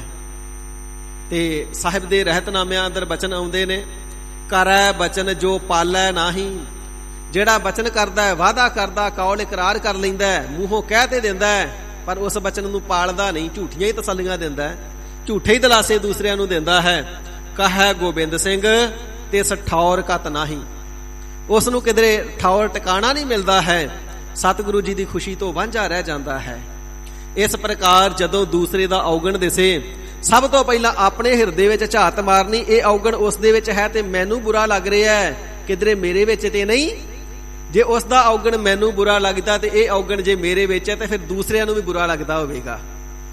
ਜੇ ਦੂਸਰੇ ਦਾ ਔਗਣ ਮੈਨੂੰ ਚੰਗਾ ਨਹੀਂ ਲੱਗਦਾ ਤੇ ਮੇਰਾ ਔਗਣ ਦੂਸਰੇ ਨੂੰ ਕਿਵੇਂ ਚੰਗਾ ਲੱਗ ਸਕਦਾ ਹੈ। ਇਸ ਪ੍ਰਕਾਰ ਜੇ ਉਹ ਔਗਣ ਦੂਸਰੇ ਦੇ ਹਿਰਦੇ ਵਿੱਚ ਉਸ ਦੀ ਨਿੰਦਿਆ ਕਰਦਾ ਹੈ, ਫਿਰ ਆਪਣੇ ਹਿਰਦੇ ਵਿੱਚ ਵੇਖ ਕੇ ਆਪਣੀ ਨਿੰਦਿਆ ਕਰੇ, ਮਨਾ ਕਿਉਂ ਦੂਜਿਆਂ ਨੂੰ ਬੁਰਾ ਕਹਿਣਾ, ਬੁਰਾ ਤੇ ਤੂੰ ਆਪ ਹੈ, ਕੌਲ ਤੂੰ ਨਹੀਂ ਪਾਲਦਾ, ਝੂਠ ਤੂੰ ਬੋਲਦਾ, ਨਿੰਦਿਆ ਤੂੰ ਕਰਦਾ, ਕ੍ਰੋਧੀ ਤੂੰ ਹੈ, ਕਾਮੀ ਤੂੰ ਹੈ, ਤੇ ਦੂਸਰਿਆਂ ਨੂੰ ਕਾਹਤੋਂ ਭੰਡਦਾ ਫਿਰਦਾ ਹੈ। ਪਹਿਲਾਂ ਆਪਣੇ ਹਿਰਦੇ ਵਿੱਚ ਝਾਤ ਮਾਰ। ਇਵੇਂ ਨਿੰਦਿਆ ਕੇਵਲ ਤਾਂ ਕੇਵਲ ਆਪਣੀ, ਉਸਤਤ ਕੇਵਲ ਤਾਂ ਕੇਵਲ ਸਤਿਗੁਰੂ ਸੱਚੇ ਪਾਤਸ਼ਾਹ ਮਹਾਰਾਜ ਸਾਹਿਬ ਜੀ ਦੀ। ਤੇ ਸਤਿਗੁਰੂ ਸਾਹਿਬ ਜੀ ਫਰਮਾਵਣਾ ਕਰਦੇ ਨੇ ਨਾ ਗੁਰਬਾਣੀ ਦੇ ਅੰਦਰ, ਜਿਹੜੀ ਨਿੰਦਿਆ ਕਰਨੀ ਹੈ ਨਾ ਝੂਠੀ ਕਿਸੇ ਦੀ, ਇਹ ਤੇ ਕਿਸੇ ਦੀ ਵੀ ਨਹੀਂ ਕਰਨੀ ਚੰਗੀ। ਫਰੀਦਾ ਖਾਕੂ ਨਾ ਨਿੰਦਿਆ, ਖਾਕੂ ਜੀਵੜ ਨਾ ਕੋਏ। ਕਿਸੇ ਬੰਦੇ ਦੀ ਨਿੰਦਿਆ ਕਰਨੀ, ਸੰਤ ਦੀ ਨਿੰਦਿਆ ਕਰਨੀ, ਮਹਾਤਮਾ ਦੀ ਨਿੰਦਿਆ ਕਰਨੀ, ਇਸੇ ਪ੍ਰਕਾਰ ਇਹ ਤੇ ਬੜੇ ਵੱਡੇ ਔਗਣ ਨੇ, ਗੁਨਾਹ ਨੇ। ਤੇ ਬਾਬਾ ਫਰੀਦ ਸਾਹਿਬ ਜੀ ਤਾਂ ਇੱਥੋਂ ਤੱਕ ਬਚਨ ਕਰਦੇ ਨੇ, ਭਲਿਆ ਕਿਸੇ ਇਸਤਰੀ ਪੁਰਸ਼ ਦੀ ਨਿੰਦਿਆ ਤੇ ਦੂਰ, ਕਿਸੇ ਸਾਧੂ ਸੰਤ ਮਹਾਤਮਾ ਦੀ ਨਿੰਦਿਆ ਤੇ ਦੂਰ, ਆਪਣੇ ਮੂੰਹ ਚੋਂ ਕਦੇ ਮਿੱਟੀ ਦੀ, ਕਦੇ ਧੂੜ ਦੀ, ਕਦੇ ਖੇ ਦੀ ਵੀ ਨਿੰਦਿਆ ਨਾ ਕਰੀ। ਸੋ ਇਸ ਪ੍ਰਕਾਰ ਬਚਨ ਕਰਨਾ ਕਰਦੇ ਨੇ, ਫਰੀਦਾ ਖਾਕੂ ਨਾ ਨਿੰਦੀਐ, ਖਾਕ ਸਵਾਹ ਧੂੜ ਖੇ ਵੀ ਨਾ ਨਿੰਦਣਾ ਕਰੀਏ, ਖਾਕੂ ਜੀਵੜ ਨਾ ਕੋਏ। ਇਹਦੇ ਵਿੱਚ ਵੀ ਬੜਾ ਭਾਰੀ ਗੁਣ ਹੈ, ਇਹਦੇ ਵਰਗਾ ਵੀ ਕਿਸੇ ਕੋ ਨਹੀਂ ਹੋਇਆ ਜਾਣਾ। ਜੀਵ ਦਿਆ ਪੈਰਾਂ ਤਲੇ ਇਹ ਖੇ, ਇਹ ਮਿੱਟੀ ਧੂੜ, ਜਦੋਂ ਮਨੁੱਖ ਜੂੰਦਾ ਉਹਦੇ ਪੈਰਾਂ ਦੇ ਥੱਲੇ ਵਸਦੀ ਏ। ਮੋਇਆ ਉੱਪਰ ਹੋਏ, ਜਦੋਂ ਮਨੁੱਖ ਮਰ ਜਾਂਦਾ ਨਾ, ਇਹ ਮਿੱਟੀ ਹੀ ਉਸ ਨੂੰ ਪੜਦਾ ਦਿੰਦੀ ਏ। ਕਬਰ ਵਿੱਚ ਪਾ ਕਰਕੇ ਦੱਬਿਆ ਜਾਂਦਾ ਤੇ ਮਿੱਟੀ ਨਾਲ ਹੀ ਢਕਿਆ ਜਾਂਦਾ ਹੈ। ਜੇ ਮਿੱਟੀ ਇਸ ਨੂੰ ਪੜਦਾ ਨਾ ਦੇਵੇ, ਸਰੀਰ ਫੁੱਲ ਜਾਵੇਗਾ, ਬਦਬੂ ਮਾਰੇਗਾ, ਕੀੜੇ ਪੈ ਜਾਣਗੇ, ਬਿਮਾਰੀਆਂ ਫੈਲ ਜਾਣਗੀਆਂ ਇਸ ਦੇ ਮ੍ਰਿਤਕ ਸਰੀਰ ਤੋਂ ਹੀ। ਜਿਸ ਮਿੱਟੀ ਨੂੰ ਸਦਾ ਸਾਰੀ ਜ਼ਿੰਦਗੀ ਪੈਰਾਂ ਥੱਲੇ ਰੌਣਦਾ ਹੈ, ਮਿੱਧਦਾ ਹੈ, ਹੰਕਾਰ ਦੇ ਸਹਿਤ ਸਿਰ ਚੁੱਕ ਕੇ ਫਿਰਦਾ ਹੈ, ਯਾਦ ਰੱਖ ਉਹ ਪੈਰਾਂ ਥੱਲੇ ਰੋਲਣ ਵਾਲੀ ਮਿੱਟੀ ਵੀ ਮਰੇ ਦੇ ਪਰਦੇ ਢੱਕਦੀ ਹੈ, ਤੇ ਜਿਉਂਦੇ ਪੁਰਸ਼ ਦੀ ਤੇ ਨਿੰਦਿਆ ਹੀ ਕੀ ਕਰਨੀ ਹੈ। ਇਸੇ ਪ੍ਰਕਾਰ ਹਜ਼ੂਰ ਦੇ ਪਾਵਨ ਬਚਨ ਨੇ, ਨਿੰਦਿਆ ਕਿਸੇ ਦੀ ਵੀ ਕਰਨੀ ਚੰਗੀ ਨਹੀਂ, ਨਿੰਦਾ ਭਲੀ ਕਿਸਾ ਕੀ ਨਾਹੀ। ਮਹਾਰਾਜ ਫਿਰ ਜਿਹੜੇ ਨਿੰਦਿਆ ਕਰਦੇ ਨੇ, ਇਹਨਾਂ ਦੇ ਪਰਥਾਏ ਕੀ ਬਚਨ ਹੈ। ਹਜ਼ੂਰ ਫਰਮਾਵਣਾ ਕਰਦੇ ਨੇ, ਉਹ ਮੂਰਖ ਨੇ, ਉਹ ਮੁਗਧ ਨੇ, ਉਹ ਮਨਮੁਖ ਨੇ। ਮਨਮੁਖ ਮੁਗਧ ਕਰਨ, ਇਹ ਗੁਰਸਿੱਖਾਂ ਦਾ ਕੰਮ ਥੋੜਾ ਹੈ, ਇਹ ਭਲਿਆ ਪੁਰਸ਼ਾਂ ਦਾ, ਨਾਮ ਰਸੀਆਂ ਦਾ ਕੰਮ ਥੋੜਾ ਹੈ। ਇਹ ਤੇ ਮੂਰਖ ਲੋਕ ਨਿੰਦਿਆ ਕਰਦੇ ਨੇ, ਇਹ ਤੇ ਢੋਰ ਮੂਰਖ ਕਰਦੇ ਨੇ। ਮੋਹ ਕਾਲੇ ਤੇ ਨਿੰਦਕਾ, ਇਥੇ ਲੋਕ ਦੇ ਅੰਦਰ ਵੀ ਕੁਤਰਕਾਂ ਰੂਪੀ ਕਾਲ ਖਿਤਨਾ ਦੇ ਮੂੰਹ ਤੇ ਲੱਗਦੀ ਏ। ਪਰਮਾਤਮਾ ਜੀ ਦੀ ਦਰਗਾਹ ਦੇ ਅੰਦਰ ਪ੍ਰਤੱਖ ਤਿਨਾਂ ਦੇ ਮੂੰਹ ਕਾਲੇ ਕੀਤੇ ਜਾਂਦੇ ਨੇ, ਫਿਰ ਭਲਾ ਨਹੀਂ ਹੁੰਦਾ। ਨਰਕੇ ਘੋਰ ਪਵਨ, ਘੋਰ ਨਰਕਾਂ ਦੇ ਵਿੱਚ ਨਿੰਦਕਾਂ ਨੂੰ ਪਾਇਆ ਜਾਂਦਾ ਹੈ। ਸੋ ਇਸ ਪ੍ਰਕਾਰ ਹਜ਼ੂਰ ਫਰਮਾਵਣਾ ਕਰਦੇ ਨੇ, ਸਿੱਖੋ ਨਿੰਦਿਆ ਤੋਂ, ਉਸਤਤ ਤੋਂ ਸਦਾ ਬਚ ਕੇ ਰਹਿਣਾ। ਨਾ ਹੀ ਕਿਸੇ ਦੀ ਝੂਠੀ ਨਿੰਦਿਆ ਕਰਨੀ ਏ, ਨਾ ਝੂਠੀ ਕਿਸੇ ਦੀ ਖੁਸ਼ਾਮਦ ਕਰਨੀ ਹੈ। ਇਸੇ ਹੀ ਪ੍ਰਕਾਰ ਉਸਤਤ ਨਿੰਦਾ ਦੋ ਤਿਆਗੈ, ਝੂਠੀ ਉਸਤਤ ਨੂੰ, ਝੂਠੀ ਖੁਸ਼ਾਮਦ ਨੂੰ ਵੀ ਤਿਆਗ ਦੇਣਾ ਕਰੇ, ਅਤੇ ਝੂਠੀ ਇਸੇ ਪ੍ਰਕਾਰ ਕੋਲੋਂ ਬਣਾ ਕਰਕੇ ਤੂੰ ਬਤਲਾਉਣ ਨੂੰ ਤਿਆਗ ਦੇਣਾ ਕਰੇ। ਉਸਤਤ ਵੀ ਤਿਆਗੇ ਤੇ ਖੁਸ਼ਾਮਦ ਵੀ ਤਿਆਗੇ, ਕਿਉਂਕਿ ਜਿਹੜਾ ਦੂਸਰੇ ਦੀ ਨਿੰਦਿਆ ਕਰਦਾ ਉਸ ਦੇ ਪਾਪਾਂ ਦਾ ਭਾਰ ਆਪਣੇ ਸਿਰ ਲੈ ਲੈਂਦਾ ਹੈ। ਬਿਨ ਮਜ਼ਦੂਰੀ ਭਾਰ ਪਹੁੰਚਾਵਣਿਆ, ਬਿਨਾਂ ਹੀ ਕਿਸੇ ਮਜ਼ਦੂਰੀ ਤੋਂ, ਕਿਸੇ ਦਾ ਕੰਮ ਕਰੀਏ ਮਜ਼ਦੂਰੀ ਮਿਲਦੀ ਹੈ ਨਾ, ਪਰ ਨਿੰਦਿਆ ਕਰਨੇ ਰੂਪੀ ਮਜ਼ਦੂਰੀ ਕਰਦਾ ਹੈ, ਉਸ ਦਾ ਮਿਹਨਤਾਨਾ ਨਹੀਂ ਮਿਲਦਾ, ਉਸ ਦਾ ਕੋਈ ਮੁੱਲ ਤੇ ਨਹੀਂ ਮਿਲਦਾ, ਬਲਕਿ ਪਾਪਾਂ ਦਾ ਭਾਰ ਚੁੱਕ ਚੁੱਕ ਕੇ ਬਿਨਾਂ ਮਜ਼ਦੂਰੀ ਲਏ ਤੋਂ ਉਹਨਾਂ ਦਾ ਪਹੁੰਚਾ ਰਿਹਾ ਹੈ। ਇਸੇ ਪ੍ਰਕਾਰ ਸਾਧ ਸੰਗਤ ਜੀ, ਕੋਈ ਰਾਜਾ ਸੀ ਨਾ, ਧਰਮ ਵਾਲਾ ਸੀ, ਕਰਮ ਵਾਲਾ ਸੀ, ਭਾਵ ਵਾਲਾ ਸੀ, ਸੇਵਾ ਵਾਲਾ ਸੀ। ਤਾਂ ਮਨ ਵਿੱਚ ਭਾਵ ਆਇਆ, ਵੱਡਾ ਭਾਰੀ ਜੱਗ ਕਰਾਂ, ਬਹੁਤ ਸਾਰੇ ਬ੍ਰਾਹਮਣਾਂ ਨੂੰ, ਵਿਦਵਾਨਾਂ ਨੂੰ, ਪੰਡਤਾਂ ਨੂੰ, ਗਰੀਬ ਗੁਰਬਿਆਂ ਨੂੰ, ਸਭਨਾਂ ਨੂੰ ਬੁਲਾ ਕਰਕੇ ਭੰਡਾਰੇ ਛਕਾਵਾਂ। ਇਸੇ ਪ੍ਰਕਾਰ ਵੇਦ ਪਾਠੀ ਬੁਲਾ ਲਏ, ਹਵਨ ਕਰਾ ਲਏ। ਤੇ ਜਿਸ ਵੇਲੇ ਸਾਧ ਸੰਗਤ ਜੀ ਭੋਜਨ ਛਕਾਉਣ ਵਾਸਤੇ ਬਹੁਤ ਸਾਰੇ ਲੰਗਰ ਤਿਆਰ ਹੋ ਰਹੇ ਨੇ ਨਾ, ਹੁਣ ਰਸੋਈਏ ਲੱਗੇ ਨੇ, ਲਾਂਗਰੀ ਲੱਗੇ ਨੇ, ਪਕਵਾਨ ਬਣਾ ਰਹੇ ਨੇ, ਕਿਧਰੇ ਕੜਾਹ ਬਣ ਰਹੇ ਨੇ, ਕਿਧਰੇ ਖੀਰਾਂ ਬਣ ਰਹੀਆਂ ਨੇ, ਕਿਧਰੇ ਸਬਜ਼ੀਆਂ, ਭਾਜੀਆਂ, ਤਰਕਾਰੀਆਂ, ਕਿਧਰੇ ਸਲਾਦ ਕੱਟੇ ਜਾ ਰਹੇ ਨੇ, ਚਟਨੀਆਂ ਘੋਟੀਆਂ ਜਾ ਰਹੀਆਂ ਨੇ, ਖੀਰਾਂ ਰਿੱਝ ਰਹੀਆਂ ਨੇ। ਤੇ ਬਹੁਤ ਸਾਰਾ ਖੀਰ ਦਾ ਵੱਡਾ ਭਾਰੀ ਕੜਾਹਾ ਹੈ, ਬਹੁਤ ਸਾਰੇ ਕੜਾਹੇ ਖੀਰ ਦੇ ਰਿੱਝ ਰਹੇ ਨੇ। ਤੇ ਉੱਪਰ ਦੀ ਇੱਕ ਇੱਲ ਲੰਗੀ ਏ, ਗਿਰਜ ਲੰਗੀ ਏ, ਜਿਸ ਨੇ ਆਪਣੇ ਪੈਰਾਂ ਪੰਜਿਆਂ ਦੇ ਵਿੱਚ ਸੱਪ ਨੂੰ ਪਕੜਿਆ ਹੋਇਆ ਹੈ। ਸੱਪ ਬੜਾ ਜ਼ਹਿਰੀਲਾ ਸੀ, ਉਸਨੇ ਛੁੱਡਣ ਦਾ ਯਤਨ ਕੀਤਾ, ਇੱਲ ਦੇ ਪੈਰਾਂ ਦੇ ਵਿੱਚੋਂ ਤਿਲਕ ਗਿਆ ਤੇ ਆ ਕਰਕੇ ਸਿੱਧਾ ਖੀਰ ਦੇ ਕੜਾਹੇ ਦੇ ਵਿੱਚ ਡਿੱਗ ਗਿਆ। ਉਸ ਵੇਲੇ ਲਾਂਗਰੀ ਸੇਵਾਦਾਰ ਕੋਲ ਨਹੀਂ ਸੀ, ਪਤਾ ਨਾ ਲੱਗਾ ਕਿ ਖੀਰ ਵਿੱਚ ਸੱਪ ਪੈ ਗਿਆ। ਤੇ ਸਾਧ ਸੰਗਤ ਜੀ, ਉਹ ਜਿਹੜਾ ਸੱਪ ਸੀ ਖੀਰ ਦੇ ਵਿੱਚ ਹੀ ਰਿੱਝ ਗਿਆ, ਖੀਰ ਸਾਰੀ ਜ਼ਹਿਰੀਲੀ ਹੋ ਗਈ। ਪੰਗਤਾਂ ਲੱਗ ਗਈਆਂ, ਵਿਦਵਾਨ ਬੈਠ ਗਏ, ਪੰਡਤ ਬੈਠ ਗਏ। ਜਦੋਂ ਭੋਜਨ ਪ੍ਰਸ਼ਾਦਾ ਪਰੋਸਿਆ ਗਿਆ, ਖੀਰ ਪਰੋਸੀ ਗਈ, ਉਹ ਜਿੰਨਿਆਂ ਬ੍ਰਾਹਮਣਾਂ ਨੇ ਖੀਰ ਖਾਧੀ ਸਾਰੇ ਦੇ ਸਾਰੇ ਹੀ ਮਰ ਗਏ। ਜਦੋਂ ਸਾਰੇ ਬ੍ਰਾਹਮਣ ਮਰ ਗਏ ਤੇ ਰਾਜੇ ਦੇ ਮਨ ਵਿੱਚ ਬੜਾ ਵੈਰਾਗ ਆਇਆ। ਮਨ ਵਿੱਚ ਸੋਚਦਾ, ਮਨਾ ਪਰ ਉਪਕਾਰ ਕਰਨਾ ਚਾਹਿਆ ਸੀ, ਭਲਾ ਕਰਨਾ ਚਾਹਿਆ ਸੀ, ਪਰ ਮੇਰੇ ਪਾਸੋਂ ਇਹਨੇ ਬ੍ਰਾਹਮਣ ਪਤਾ ਨਹੀਂ ਕਿਵੇਂ ਮਾਰੇ ਗਏ, ਪਰ ਲੰਗਰ ਛਕ ਕੇ ਮਰੇ ਨੇ, ਜਗ ਭੰਡਾਰਾ ਛਕ ਕੇ ਮਰੇ ਨੇ। ਤੇ ਇਹਨੇ ਬ੍ਰਾਹਮਣਾਂ ਦੇ ਮਾਰਨ ਦੀ ਹੱਤਿਆ ਦਾ ਦੋਸ਼ ਮੇਰਾ ਕਿਵੇਂ ਉਤਰੇਗਾ? ਇੰਨੇ ਬੰਦੇ ਮਰ ਗਏ, ਕਿਵੇਂ ਇਹ ਪਾਪ ਉਤਰੇਗਾ? ਐਸਾ ਮਨ ਵਿੱਚ ਵੈਰਾਗ ਆਇਆ। ਰਾਜ ਭਾਗ ਤਿਆਗ ਕੇ, ਰਾਜ ਭਾਗ ਤੋਂ ਸੰਨਿਆਸ ਲੈ ਕਰਕੇ ਜੰਗਲਾਂ ਦੇ ਵਿੱਚ ਤਪੱਸਿਆ ਕਰਨ ਚਲਿਆ ਗਿਆ।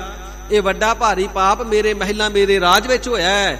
ਇੱਥੇ ਇੰਨੇ ਬੰਦੇ ਮਾਰੇ ਗਏ, ਮੈਂ ਪ੍ਰਮਾਤਮਾ ਜੀ ਦੀ ਬੰਦਗੀ ਕਰਕੇ ਆਪਣੇ ਪਾਪ ਬਖਸ਼ਾ ਲਵਾਂ, ਬੰਦਗੀ ਕਰਕੇ ਵਾਹਿਗੁਰੂ ਜੀ ਦੀ ਪ੍ਰਾਪਤੀ ਵਾਲਾ ਹੋ ਜਾਵਾਂ। ਕਿੰਨਾ ਸਮਾਂ ਰਾਜਾ ਜੰਗਲਾਂ ਦੇ ਵਿੱਚ ਰਹਿ ਕਰਕੇ ਤਪੱਸਿਆ ਕਰਦਾ ਰਿਹਾ। ਇੱਕ ਦਿਨ ਸੁਭਾਵਕ ਹੀ ਨਗਰ ਦੇ ਵੱਲ ਡਾਲੀ ਕਰਨ ਵਾਸਤੇ, ਗਜਾ ਲੈਣ ਵਾਸਤੇ, ਕਹਿ ਲਈਏ ਭੋਜਨ ਪ੍ਰਸ਼ਾਦਾ ਮੰਗਣ ਵਾਸਤੇ ਆਇਆ। ਤੇ ਕਿਸੇ ਬੀਬੀ ਨੇ ਪਛਾਣ ਲਿਆ, ਕਹਿਣ ਲੱਗੀ, ਪਹਿਲਾਂ ਤੇ ਭੰਡਾਰਾ ਕਰਕੇ ਇਹਨੇ ਬ੍ਰਾਹਮਣ ਮਾਰ ਦਿੱਤੇ, ਅੱਜ ਵੱਡਾ ਸਾਧੂ ਬਣਿਆ ਫਿਰਦਾ ਹੈ, 900 ਚੂਹਾ ਖਾ ਕੇ ਬਿੱਲੀ ਹੱਜ ਨੂੰ ਚੱਲੀ। ਇਸ ਪ੍ਰਕਾਰ ਉਸ ਦੀ ਨਿੰਦਿਆ ਕੀਤੀ। ਹੁਣ ਨਾ ਤੇ ਰਾਜੇ ਨੇ ਬ੍ਰਾਹਮਣ ਮਾਰੇ ਸੀ, ਨਾ ਉਸਨੇ ਖੀਰ ਵਿੱਚ ਸੱਪ ਪਾਇਆ, ਨਾ ਸੱਪ ਪਾਏ ਦਾ ਪਤਾ, ਨਾ ਉਸਨੂੰ ਪਤਾ ਲੱਗਾ ਬ੍ਰਾਹਮਣ ਮਰੇ ਕਿਵੇਂ ਨੇ। ਪਰ ਉਹ ਜਿਹੜੇ ਬ੍ਰਾਹਮਣਾਂ ਦੀ ਮੌਤ ਦਾ ਪਾਪ ਅਜੇ ਕਿਸੇ ਨੂੰ ਨਹੀਂ ਸੀ ਲੱਗਾ। ਪਰ ਬੀਬੀ ਨੇ ਨਿੰਦਿਆ ਕਰ ਦਿੱਤੀ ਕਿ ਬ੍ਰਾਹਮਣ ਮਾਰ ਕੇ ਸਾਧੂ ਬਣਿਆ ਫਿਰਦਾ ਹੈ। ਬ੍ਰਾਹਮਣ ਮਾਰਨ ਦਾ ਦੋਸ਼ ਰਾਜੇ ਤੇ ਲਾ ਦਿੱਤਾ। ਨਿੰਦਿਆ ਹੋ ਗਈ ਨਾ। ਜਦੋਂ ਨਿੰਦਿਆ ਕੀਤੀ ਤੇ ਫਿਰ ਬ੍ਰਾਹਮਣ ਮਾਰਨ ਦੀ ਹੱਤਿਆ ਦਾ ਜਿਹੜਾ ਦੋਸ਼ ਪਾਪ ਸੀ ਅਜੇ ਤੱਕ ਕਿਸੇ ਨੂੰ ਨਹੀਂ ਸੀ ਲੱਗਾ, ਨਾ ਲਾਂਗਰੀਆਂ ਨੂੰ, ਨਾ ਰਾਜੇ ਨੂੰ। ਉਹ ਫਿਰ ਨਿੰਦਿਆ ਕਰਨੇ ਕਰਕੇ ਬ੍ਰਾਹਮਣਾਂ ਦੀ ਹੱਤਿਆ ਦਾ ਜਿਹੜਾ ਦੋਸ਼ ਸੀ ਉਸ ਬੀਬੀ ਨੂੰ ਲੱਗਿਆ ਤੇ ਕੋੜੀ ਹੋ ਕਰਕੇ ਮਰੀ। ਇਸ ਪ੍ਰਕਾਰ ਸਾਧ ਸੰਗਤ ਜੀ, ਕਿਸੇ ਵਿੱਚ ਔਗਣ ਨਾ ਹੋਵੇ, ਕਿਸੇ ਦਾ ਦੋਸ਼ ਨਾ ਹੋਵੇ, ਕਿਸੇ ਦਾ ਗੁਨਾਹ ਨਾ ਹੋਵੇ, ਪਰ ਗੁਨਾਹਗਾਰ ਦੂਸਰਿਆਂ ਦੇ ਸਾਹਮਣੇ ਸਿੱਧ ਕਰਨ ਵਾਸਤੇ ਝੂਠੇ ਹੀ ਦੋਸ਼ ਲਾ ਦੇਣੇ, ਤੂਮਤਾਂ ਲਾ ਦੇਣੀਆਂ, ਇਹ ਨਿੰਦਿਆ ਅਖਵਾਉਂਦੀ ਹੈ। ਕਿਸੇ ਵਿੱਚ ਗੁਣ ਨਾ ਹੋਣਾ, ਖੁਸ਼ਾਮਦ ਕਰਨ ਵਾਸਤੇ ਕਹੀ ਜਾਣਾ ਜੀ ਤੁਸੀਂ ਮਹਾਨ ਹੋ, ਤੁਸੀਂ ਪਰਉਪਕਾਰੀ ਹੋ, ਤੁਸੀਂ ਐਵੇਂ ਹੋ, ਇਸ ਪ੍ਰਕਾਰ ਝੂਠੀ ਖੁਸ਼ਾਮਦ ਹੈ। ਹਜ਼ੂਰ ਫਰਮਾਵਣਾ ਕਰਦੇ ਨੇ, ਇਸ ਝੂਠੀ ਖੁਸ਼ਾਮਦ ਤੋਂ ਤੇ ਝੂਠੀ ਨਿੰਦਿਆ ਤੋਂ ਸਦਾ ਹੀ ਆਪਣੇ ਆਪ ਨੂੰ ਬਚਾ ਕੇ ਰੱਖਣਾ ਹੈ। ਇਸੇ ਹੀ ਤਰ੍ਹਾਂ ਉਸਤਤ ਨਿੰਦਾ ਦੂ ਤਿਆਗੈ, ਝੂਠੀ ਉਸਤਤ, ਝੂਠੀ ਨਿੰਦਿਆ, ਇਹਨਾਂ ਦਾ ਤਿਆਗ ਕਰਨਾ ਹੈ ਗੁਰਸਿੱਖੋ। ਖੋਜੈ ਪਦ ਨਿਰਬਾਨਾ, ਤਾਂ ਹੀ ਨਿਰਬਾਨ ਪਦ ਦਾ ਖੋਜੀ ਹੋ ਕਰਕੇ, ਖੋਜ ਕਰਤਾ ਹੋ ਕਰਕੇ ਤੇ ਨਿਰਬਾਨ ਪ੍ਰਮਾਤਮਾ ਜੀ ਨੂੰ ਪ੍ਰਾਪਤ ਕਰੇਗਾ। ਨਿਰਬਾਨਾ ਤੋਂ ਭਾਵ ਹੈ ਨਿਰਬੰਧ, ਜਿਸ ਨੂੰ ਕੋਈ ਬੰਧਨ ਨਹੀਂ, ਨਾ ਮੋਹ ਮਾਇਆ ਦੇ, ਨਾ ਜੜ ਮਾਇਆ ਦੇ, ਨਾ ਚੇਤਨ ਮਾਇਆ ਦੇ, ਨਾ ਵਿਕਾਰਾਂ ਦੇ, ਨਾ ਜੰਮਣ ਮਰਨ ਦੇ। ਸੋ ਇਸ ਪ੍ਰਕਾਰ ਉਸਤਤ ਨਿੰਦਿਆ ਤੋਂ ਰਹਿਤ ਹੋ ਕਰਕੇ, ਹਰਖ ਸੋਗ ਤੋਂ ਰਹਿਤ ਹੋ ਕਰਕੇ, ਮਾਣ ਤੋਂ ਰਹਿਤ ਹੋ ਕਰਕੇ, ਕਾਮ ਕ੍ਰੋਧ ਤੋਂ ਰਹਿਤ ਹੋ ਕਰਕੇ, ਦੁਰਜਨ ਦੀ ਸੰਗਤ ਤੋਂ ਰਹਿਤ ਹੋ ਕਰਕੇ, ਜਿਸ ਵੇਲੇ ਗੁਰ ਸ਼ਬਦ ਦੇ ਅਭਿਆਸ ਦੇ ਨਾਲ ਅੰਤਰ ਆਤਮੇ ਪੜਚੋਲ ਕਰਨਾ ਕਰੋਗੇ ਸਿਮਰਨ ਦੁਆਰਾ, ਤੇ ਨਿਰਵਾਣ ਪਦ ਦੀ ਪ੍ਰਾਪਤੀ ਹੋਵੇਗੀ, ਤੁਰਿਆ ਪਦ ਦੀ ਪ੍ਰਾਪਤੀ ਹੋਵੇਗੀ, ਸਰੂਪ ਰੂਪ ਦੀ ਪ੍ਰਾਪਤੀ ਹੋਵੇਗੀ। ਜਨ ਨਾਨਕ ਇਹੋ ਖੇਲ ਕਠਨ ਹੈ। ਗਰੀਬ ਨਿਵਾਜ ਸਤਿਗੁਰੂ ਸੱਚੇ ਪਾਤਸ਼ਾਹ ਮਹਾਰਾਜ ਜੀ ਬਚਨ ਕਰਨਾ ਕਰਦੇ ਨੇ, ਸਿੱਖੋ ਇਹ ਜਿਹੜਾ ਖੇਲ ਹੈ ਨਾ ਬੜਾ ਕਠਨ ਹੈ। ਇਸ ਖੇਡ ਨੂੰ ਖੇਡਣਾ ਬੜਾ ਕਠਿਨ ਦੁਸ਼ਤਰ ਕਾਰਜ ਹੈ। ਉਸਤਤ ਨਿੰਦਿਆ ਦੁਨਿਆਵੀ ਪੁਰਸ਼ ਦੇ ਪਾਸੋਂ ਨਹੀਂ ਛੱਡੀ ਜਾਂਦੀ ਏ। ਦੁੱਖ ਸੁੱਖ ਦੇ ਅੰਦਰ ਸਮਬਿਰਤੀ ਨਹੀਂ ਰਹਿਆ ਜਾਂਦਾ ਹੈ। ਮਨ ਦਾ ਮਾਨ ਨਹੀਂ ਤਿਆਗਿਆ ਜਾਂਦਾ ਹੈ। ਜਿਸ ਵੇਲੇ ਜੀਵ ਉਪਦੇਸ਼ਾਂ ਨੂੰ ਪੜ੍ਹਦਾ ਹੈ, ਸ਼ਰਵਣ ਕਰਦਾ ਹੈ, ਇਸ ਵੇਲੇ ਬੜਾ ਨਿਮਰਤਾ ਭਾਵ ਆਉਂਦਾ ਹੈ। ਪਰ ਜੇ ਕੋਈ ਜ਼ਰਾ ਜਨੀ ਨਿੰਦਿਆ ਕਰ ਦੇਵੇ ਫਿਰ ਝੱਟ ਹੀ ਮਾਣ ਸਿਰ ਚੁੱਕ ਲੈਂਦਾ, ਮੈਂ ਏਡਾ ਧਰਮਾਤਮਾ, ਮੈਂ ਦਾਨੀ, ਤੇਰੇ ਵਰਗੇ 100 ਦੇਖੇ ਨੇ। ਦੂਸਰੇ ਨੂੰ ਫਿਰ ਝੱਟ ਹੀ ਨਿੰਦ ਦੇਣਾ ਤੇ ਆਪਣੇ ਆਪ ਨੂੰ ਪਰਉਪਕਾਰੀ ਸਾਬਤ ਕਰਨਾ। ਨਹੀਂ ਛੱਡਿਆ ਜਾਂਦਾ ਇਹ ਮਾਣ ਬੁੱਧੀ ਤੇ ਤਲ ਤੇ ਜਿਉਣ ਵਾਲਿਆਂ ਦੇ ਪਾਸੋਂ। ਸਤਿਗੁਰੂ ਜੀ ਦੀ ਕਿਰਪਾ ਤੋਂ ਬਿਨਾਂ, ਰਹਿਮਤ ਤੋਂ ਬਿਨਾਂ। ਗਰੀਬ ਨਿਵਾਜ ਸਾਹਿਬ ਜੀ ਕਥਨ ਕਰਨਾ ਕਰਦੇ ਨੇ, ਇਹ ਸਾਧਨ ਖਾਲਸਾ ਜੀ ਕੋਈ ਸੌਖੇ ਨਹੀਂ। ਮਾਣ ਤੋਂ ਰਹਿਤ ਹੋਣਾ, ਕਾਮ ਕ੍ਰੋਧ ਤੋਂ ਰਹਿਤ ਹੋਣਾ, ਦੁਰਜਨਾਂ ਦੀ ਸੰਗਤ ਤੋਂ ਰਹਿਤ ਹੋਣਾ, ਸਮਬਿਰਤੀ ਰੱਖਣੀ, ਉਸਤਤ ਨਿੰਦਿਆ ਤੋਂ ਬਚ ਕੇ ਰਹਿਣਾ, ਹਰਖ ਸੋਗ ਦੇ ਅੰਦਰ ਬਰਾਬਰ ਰਹਿਣਾ। ਖੇਡ ਤੇ ਬੜਾ ਕਠਿਨ ਹੈ, ਪਰ ਇਹ ਜਿਹੜਾ ਖੇਡ ਕਠਿਨ ਜਿਨ੍ਹਾਂ ਨੇ ਖੇਡ ਲਿਆ, ਫਿਰ ਪੜ੍ਹਦੇ ਹੋ ਜੀ, ਜਨ ਨਾਨਕ ਇਹੋ ਖੇਲ ਕਠਨ ਹੈ, ਕਿਨਹੂ ਗੁਰਮੁਖ ਜਾਨਾ। ਇਸ ਖੇਡ ਨੂੰ ਖੇਡਣਾ ਕਿਸੇ ਵਿਰਲੇ ਗੁਰਮੁਖ ਨੇ ਗੁਰ ਉਪਦੇਸ਼ ਦੁਆਰਾ ਹੀ ਜਾਣਿਆ ਹੈ। ਜਿਹੜੇ ਸਤਿਗੁਰੂ ਜੀ ਦੀ ਸ਼ਰਨ ਵਿੱਚ ਆਉਂਦੇ ਨੇ, ਬੰਦਗੀ ਕਰਦੇ ਨੇ, ਸਿਮਰਨ ਕਰਦੇ ਨੇ, ਸਤ ਸੰਗਤ ਕਰਦੇ ਨੇ, ਸਿਮਰਨ ਭਗਤੀ ਸ਼ਰਵਣ ਭਗਤੀ ਕਰਦੇ ਨੇ, ਸੰਗਤ ਨਾਲ ਮਿਲ ਕਰਕੇ ਜਪਦੇ ਨੇ ਸਤਨਾਮ ਸ੍ਰੀ ਵਾਹਿਗੁਰੂ। ਉਹ ਵਿਰਲੇ ਵਿਰਲੇ ਨੇ, ਸਾਰੇ ਨਹੀਂ, ਵਿਰਲੇ। ਨੰਦੇੜ ਦੇ ਅੰਦਰ ਕੋਈ ਆਬਾਦੀ ਤਾਂ ਥੋੜੀ ਨਹੀਂ, ਪਰ ਸੰਗਤ ਅੰਦਰ ਝਾਤ ਮਾਰ ਕੇ ਦੇਖੀਏ, ਕੀਰਤਨ ਸ਼ਰਵਣ ਕਰਨ ਵਾਲੇ ਕਿੰਨੇ ਨੇ, ਸ੍ਰੀ ਮੁਖਵਾਕ ਸ਼ਰਵਣ ਕਰਨ ਵਾਲੇ, ਅਰਦਾਸ ਵਿੱਚ ਹਾਜ਼ਰੀਆਂ ਭਰਨ ਵਾਲੇ, ਸੋਦਰ ਸ੍ਰੀ ਰਹਿਰਾਜ ਸਾਹਿਬ ਜੀ ਦੇ ਸਮੇਂ ਚੌਂਕੜੇ ਲਾਉਣ ਵਾਲੇ, ਗੁਰਮਤ ਦਾ ਉਪਦੇਸ਼ ਸ਼ਰਵਣ ਕਰਨ ਵਾਲੇ ਕਿੰਨੇ ਕਿੰਨੇ, ਵਿਰਲੇ ਹੈਨ ਵਿਰਲੇ ਨਾ ਹੀ ਘਣੇ ਫੈਲ ਫਕੜ ਸੰਸਾਰ। ਸਤਿਗੁਰੂ ਸੱਚੇ ਪਾਤਸ਼ਾਹ ਜੀ ਬਚਨ ਕਰਨਾ ਕਰਦੇ ਨੇ, ਇਸ ਕਠਨ ਖੇਡ ਨੂੰ ਵਿਰਲੇ ਵਿਰਲੇ ਗੁਰਮੁਖਾਂ ਨੇ ਹੀ ਖੇਡਣਾ ਜਾਣਿਆ ਹੈ। ਇਹਨਾਂ ਔਗਣਾਂ ਨੂੰ ਸਤਿਗੁਰੂ ਜੀ ਦੀ ਕਿਰਪਾ ਦੇ ਅਧਿਕਾਰੀ, ਕਿਰਪਾ ਦੇ ਪਾਤਰ ਜੋ ਗੁਰਮੁਖ ਨੇ, ਪੂਰੇ ਸਤਿਗੁਰੂ ਜੀ ਦੇ ਉਪਦੇਸ਼ ਦੁਆਰਾ, ਉਹ ਵਿਰਲੇ ਹੀ ਨੇ ਜਿਹੜੇ ਇਸ ਖੇਡ ਨੂੰ ਖੇਡਣਾ ਜਾਣਦੇ ਹਨ ਜੀ। ਗੌੜੀ ਮਹੱਲਾ ਨਾਵਾ। ਸਤਿਗੁਰੂ ਤੇਗ ਬਹਾਦਰ ਸੱਚੇ ਪਾਤਸ਼ਾਹ ਜੀ ਮਹਾਰਾਜ ਗੌੜੀ ਰਾਗ ਦੇ ਅੰਦਰ ਪਾਵਨ ਉਪਦੇਸ਼ ਫਰਮਾ ਰਹੇ ਹਨ ਜੀ। ਸਾਧੂ ਰਚਨਾ ਰਾਮ ਬਨਾਈ। ਹੇ ਗਰੀਬ ਨਿਵਾਜ ਸੱਚੇ ਪਾਤਸ਼ਾਹ ਜੀ ਮਹਾਰਾਜ, ਇਹ ਜਿਹੜੀ ਸਾਰੀ ਸੰਸਾਰ ਦੀ ਰਚਨਾ ਹੈ ਕਿਸ ਨੇ ਬਣਾਈ ਹੈ? ਪੈਗੰਬਰਾਂ ਨੂੰ ਮੰਨਣ ਵਾਲੇ ਕਹਿੰਦੇ ਨੇ ਜੀ ਸਾਡਾ ਪੈਗੰਬਰ ਸ੍ਰਿਸ਼ਟੀ ਦਾ ਕਰਤਾ ਹੈ। ਇਸੇ ਪ੍ਰਕਾਰ ਬਾਲਮੀਕ ਜੀ ਨੂੰ ਮੰਨਣ ਵਾਲੇ ਕਹਿੰਦੇ ਨੇ ਜੀ ਸ੍ਰਿਸ਼ਟੀ ਕਰਤਾ ਭਗਵਾਨ ਬਾਲਮੀਕ ਹੋਏ ਨੇ। ਤੇ ਪੰਡਤ ਵਿਦਵਾਨ ਲੋਕ ਇਹ ਕਹਿਣਾ ਕਰਦੇ ਨੇ ਕਿ ਸ੍ਰਿਸ਼ਟੀ ਕਰਤਾ ਤੇ ਬ੍ਰਹਮਦੇਵ ਨੇ, ਬ੍ਰਹਮੇ ਨੇ ਸਾਰੀ ਸ੍ਰਿਸ਼ਟੀ ਰਚੀ ਹੈ। ਮਹਾਰਾਜ ਸੱਚੇ ਪਾਤਸ਼ਾਹ ਜੀ ਅਸਲ ਦੇ ਵਿੱਚ ਇਹ ਸ੍ਰਿਸ਼ਟੀ, ਇਹ ਕਾਇਨਾਤ, ਇਹ ਖੰਡ, ਇਹ ਬ੍ਰਹਿਮੰਡ, ਇਹ ਲੋਕ ਬਣਾਏ ਕਿਸਨੇ ਨੇ?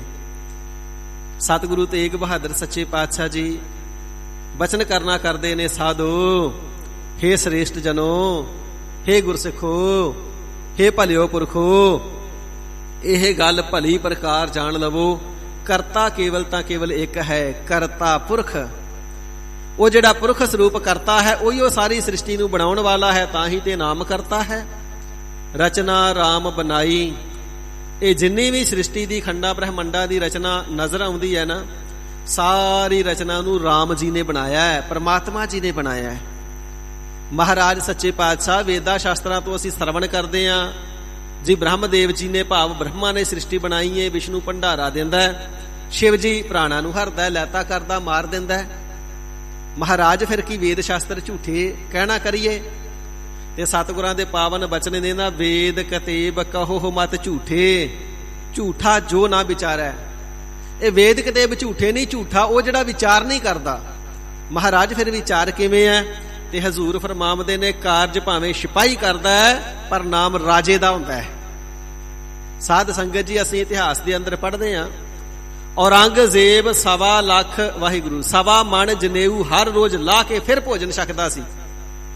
ਚਾਹੇ ਉਹ ਇੰਨੇ ਬੰਦੇ ਮਾਰ ਕੇ ਲਾਉਣੇ ਪੈਣ ਤੇ ਚਾਹੇ ਡਰਾ ਧਮਕਾ ਕੇ ਲਾਉਣੇ ਪੈਣ। ਕੀ ਉਹ 1.25 ਮਣ ਜਨੇਊ ਔਰੰਗਜ਼ੇਬ ਆਪ ਜਾ ਕੇ ਲਾਉਂਦਾ ਸੀ? ਲਾਉਂਦੇ ਭਾਵੇਂ ਉਹਦੇ ਅਧਿਕਾਰੀ ਸਨ, ਉਹਦੇ ਕਾਜੀ ਸਨ, ਉਹਦੇ ਸੂਬੇਦਾਰ ਸਨ, ਪਰ ਹੁਕਮ ਉਹਦਾ ਚੱਲਦਾ ਸੀ। ਇਸ ਕਰਕੇ ਕਿਹਾ ਜਾਂਦਾ ਔਰੰਗਜ਼ੇਬ ਲਾਉਂਦਾ ਸੀ, ਕਿਉਂਕਿ ਹੁਕਮ ਤੇ ਉਸੇ ਦਾ ਨਾ। ਜਿਹਦਾ ਹੁਕਮ ਹੋਵੇ ਨਾਮ ਉਸੇ ਦਾ ਹੁੰਦਾ ਹੈ। ਜਦੋਂ ਕੋਈ ਰਾਜਾ ਜੰਗ ਜਿੱਤ ਲੈਂਦਾ ਹੈ ਤੇ ਫਿਰ ਜਿੱਤ ਦੇ ਨਗਾਰੇ ਵੱਜਦੇ ਨੇ, ਵਧਾਈਆਂ ਦਿੱਤੀਆਂ ਜਾਂਦਾ ਜੀ ਫਲਾਨਾ ਰਾਜਾ ਜੰਗ ਜਿੱਤ ਗਿਆ। ਕੀ ਰਾਜਾ ਇਕੱਲਾ ਹੀ ਜਾ ਕੇ ਲੜਿਆ ਸੀ? ਲੜੇ ਸਿਪਾਹੀ ਨੇ, ਮਰੇ ਸਿਪਾਹੀ ਨੇ, ਕਮਾਂਡ ਫੌਜਦਾਰ ਸੈਨਾਪਤੀ ਨੇ ਕੀਤੀ ਏ। ਨਾਮ ਰਾਜੇ ਦਾ ਕਿਉਂ? ਕਿਉਂਕਿ ਹੁਕਮ ਰਾਜੇ ਦਾ ਹੈ, ਰਾਜੇ ਦੇ ਹੁਕਮ ਦੇ ਨਾਲ ਹੋਇਆ। ਇਸ ਪ੍ਰਕਾਰ ਅਕਾਲ ਪੁਰਖ ਵਾਹਿਗੁਰੂ ਜੀ ਦੇ ਦਰ ਤੇ ਕੋਈ ਬ੍ਰਹਮਾ ਇੱਕ ਨਹੀਂ, ਪਤਾ ਨਹੀਂ ਕਿੰਨੇ ਕ ਬ੍ਰਹਮੇ ਸ੍ਰਿਸ਼ਟੀ ਸਾਜਣ ਤੇ ਲਾਏ ਨੇ, ਕਿੰਨੇ ਕ ਮਹਾਦੇਵ ਪਰਮਾਤਮਾ ਜੀ ਦੇ ਪ੍ਰਗਟ ਕਰਕੇ ਪੈਦਾ ਕਰਕੇ ਫਿਰ ਉਹਨਾਂ ਨੂੰ ਮੇਟ ਦੇਣਾ ਕੀਤਾ ਹੈ, ਉਹਨਾਂ ਦੀ ਵੀ ਗਿਣਤੀ ਨਹੀਂ। ਪਰ ਸਾਰੀ ਦਾ ਕਰਤਾ ਪ੍ਰਮਾਤਮਾ ਆਪ ਹੈ, ਕਿਉਂਕਿ ਜਿਹੜਾ ਬ੍ਰਹਮਾ ਰਚਦਾ ਉਸ ਬ੍ਰਹਮੇ ਨੂੰ ਵੀ ਤੇ ਪ੍ਰਮਾਤਮਾ ਨੇ ਹੀ ਬਣਾਇਆ ਨਾ। ਸਿਪਾਹੀ ਲੜਦੇ ਨੇ, ਸੈਨਾਪਤੀ ਲੜਦੇ ਨੇ, ਪਰ ਸੈਨਾਪਤੀ ਨੂੰ ਸੈਨਾਪਤੀ ਬਣਾਇਆ ਕਿਸ ਨੇ? ਰਾਜੇ ਨੇ। ਇਸ ਕਰਕੇ ਸੈਨਾਪਤੀ ਦੀ ਜਿੱਤ ਵੀ ਰਾਜੇ ਦੀ ਜਿੱਤ, ਸੈਨਾਪਤੀ ਦੀ ਹਾਰ ਰਾਜੇ ਦੀ ਹਾਰ ਹੈ। ਜੋ ਸੈਨਾਪਤੀ ਨੇ ਕੀਤਾ ਉਹ ਰਾਜੇ ਦਾ ਕੀਤਾ ਹੀ ਮੰਨਿਆ ਜਾਵੇਗਾ। ਪਰਮਾਤਮਾ ਜੀ ਸਭ ਰਾਜਿਆਂ ਦੇ ਰਾਜੇ ਨੇ, ਤੁਮ ਹੋ ਸਭ ਰਾਜਨ ਕੇ ਰਾਜਾ। ਇਸ ਕਰਕੇ ਗੁਰਸਿੱਖੋ, ਚਾਹੇ ਇੱਕ ਬ੍ਰਹਮੇ ਦੁਆਰਾ ਰਚੀ, ਚਾਹੇ ਸੈਂਕੜੇ ਬ੍ਰਹਮਾ ਦੁਆਰਾ ਰਚੀ ਗਈ, ਚਾਹੇ ਸ੍ਰਿਸ਼ਟੀ ਲੱਖਾਂ ਜਾਂ ਕਰੋੜਾਂ ਬ੍ਰਹਮਿਆਂ ਦੁਆਰਾ ਰਚੀ ਗਈ, ਹੁਕਮ ਪਰਮਾਤਮਾ ਦਾ ਹੈ। ਬ੍ਰਹਮਿਆਂ ਦੇ ਕਰਤਾ ਵੀ ਪਰਮਾਤਮਾ ਜੀ ਨੇ। ਇਸ ਕਰਕੇ ਸਿਧਾਂਤ ਨੂੰ ਜਾਣਨਾ ਕਰੋ, ਤਤ ਵਸਤੂ ਨੂੰ ਜਾਣਨਾ ਕਰੋ। ਜਿਤਨੀ ਵੀ ਸ੍ਰਿਸ਼ਟੀ ਹੈ ਉਹ ਹਰੀ ਅਕਾਲ ਪੁਰਖ ਵਾਹਿਗੁਰੂ ਜੀ ਨੇ ਹੀ ਬਣਾਈ ਹੈ। ਜੇ ਵਾਹਿਗੁਰੂ ਜੀ ਬ੍ਰਹਮੇ ਨੂੰ ਪੈਦਾ ਹੀ ਨਾ ਕਰਦੇ ਤੇ ਬ੍ਰਹਮੇ ਨੇ ਕਿੱਥੋਂ ਬਣਾ ਲੈਣੀ ਸੀ? ਜੇ ਵਾਹਿਗੁਰੂ ਜੀ ਬ੍ਰਹਮੇ ਦੇ ਅੰਦਰ ਸ੍ਰਿਸ਼ਟੀ ਪੈਦਾ ਕਰਨ ਦੀ ਕਲਾ ਹੀ ਨਾ ਰੱਖਦੇ ਤੇ ਉਸਨੇ ਕਿੱਥੋਂ ਬਣਾ ਲੈਣੀ ਸੀ? ਇਸ ਕਰਕੇ ਦੋ ਪ੍ਰਕਾਰ ਦੀ ਬਿਰਤੀ ਹੈ ਨਾ, ਸਾਧ ਪ੍ਰਕਾਰ ਜੀ। ਇੱਕ ਸ਼ੇਰ ਬਿਰਤੀ ਹੁੰਦੀ ਹੈ, ਇੱਕ ਕੁੱਤਾ ਬਿਰਤੀ ਹੁੰਦੀ ਹੈ। ਕੁੱਤਾ ਬਿਰਤੀ ਤੋਂ ਭਾਵ ਹੈ ਜਿਹੜਾ ਮਨੁੱਖ ਕਰਦਾ ਹੈ ਉਸੇ ਨੂੰ ਟਾਰਗੇਟ ਕਰ ਲੈਣਾ। ਕੁੱਤੇ ਨੂੰ ਡਾਂਗ ਲੈ ਕਰਕੇ ਮਾਰਨ ਦਾ ਯਤਨ ਕਰੋ ਨਾ।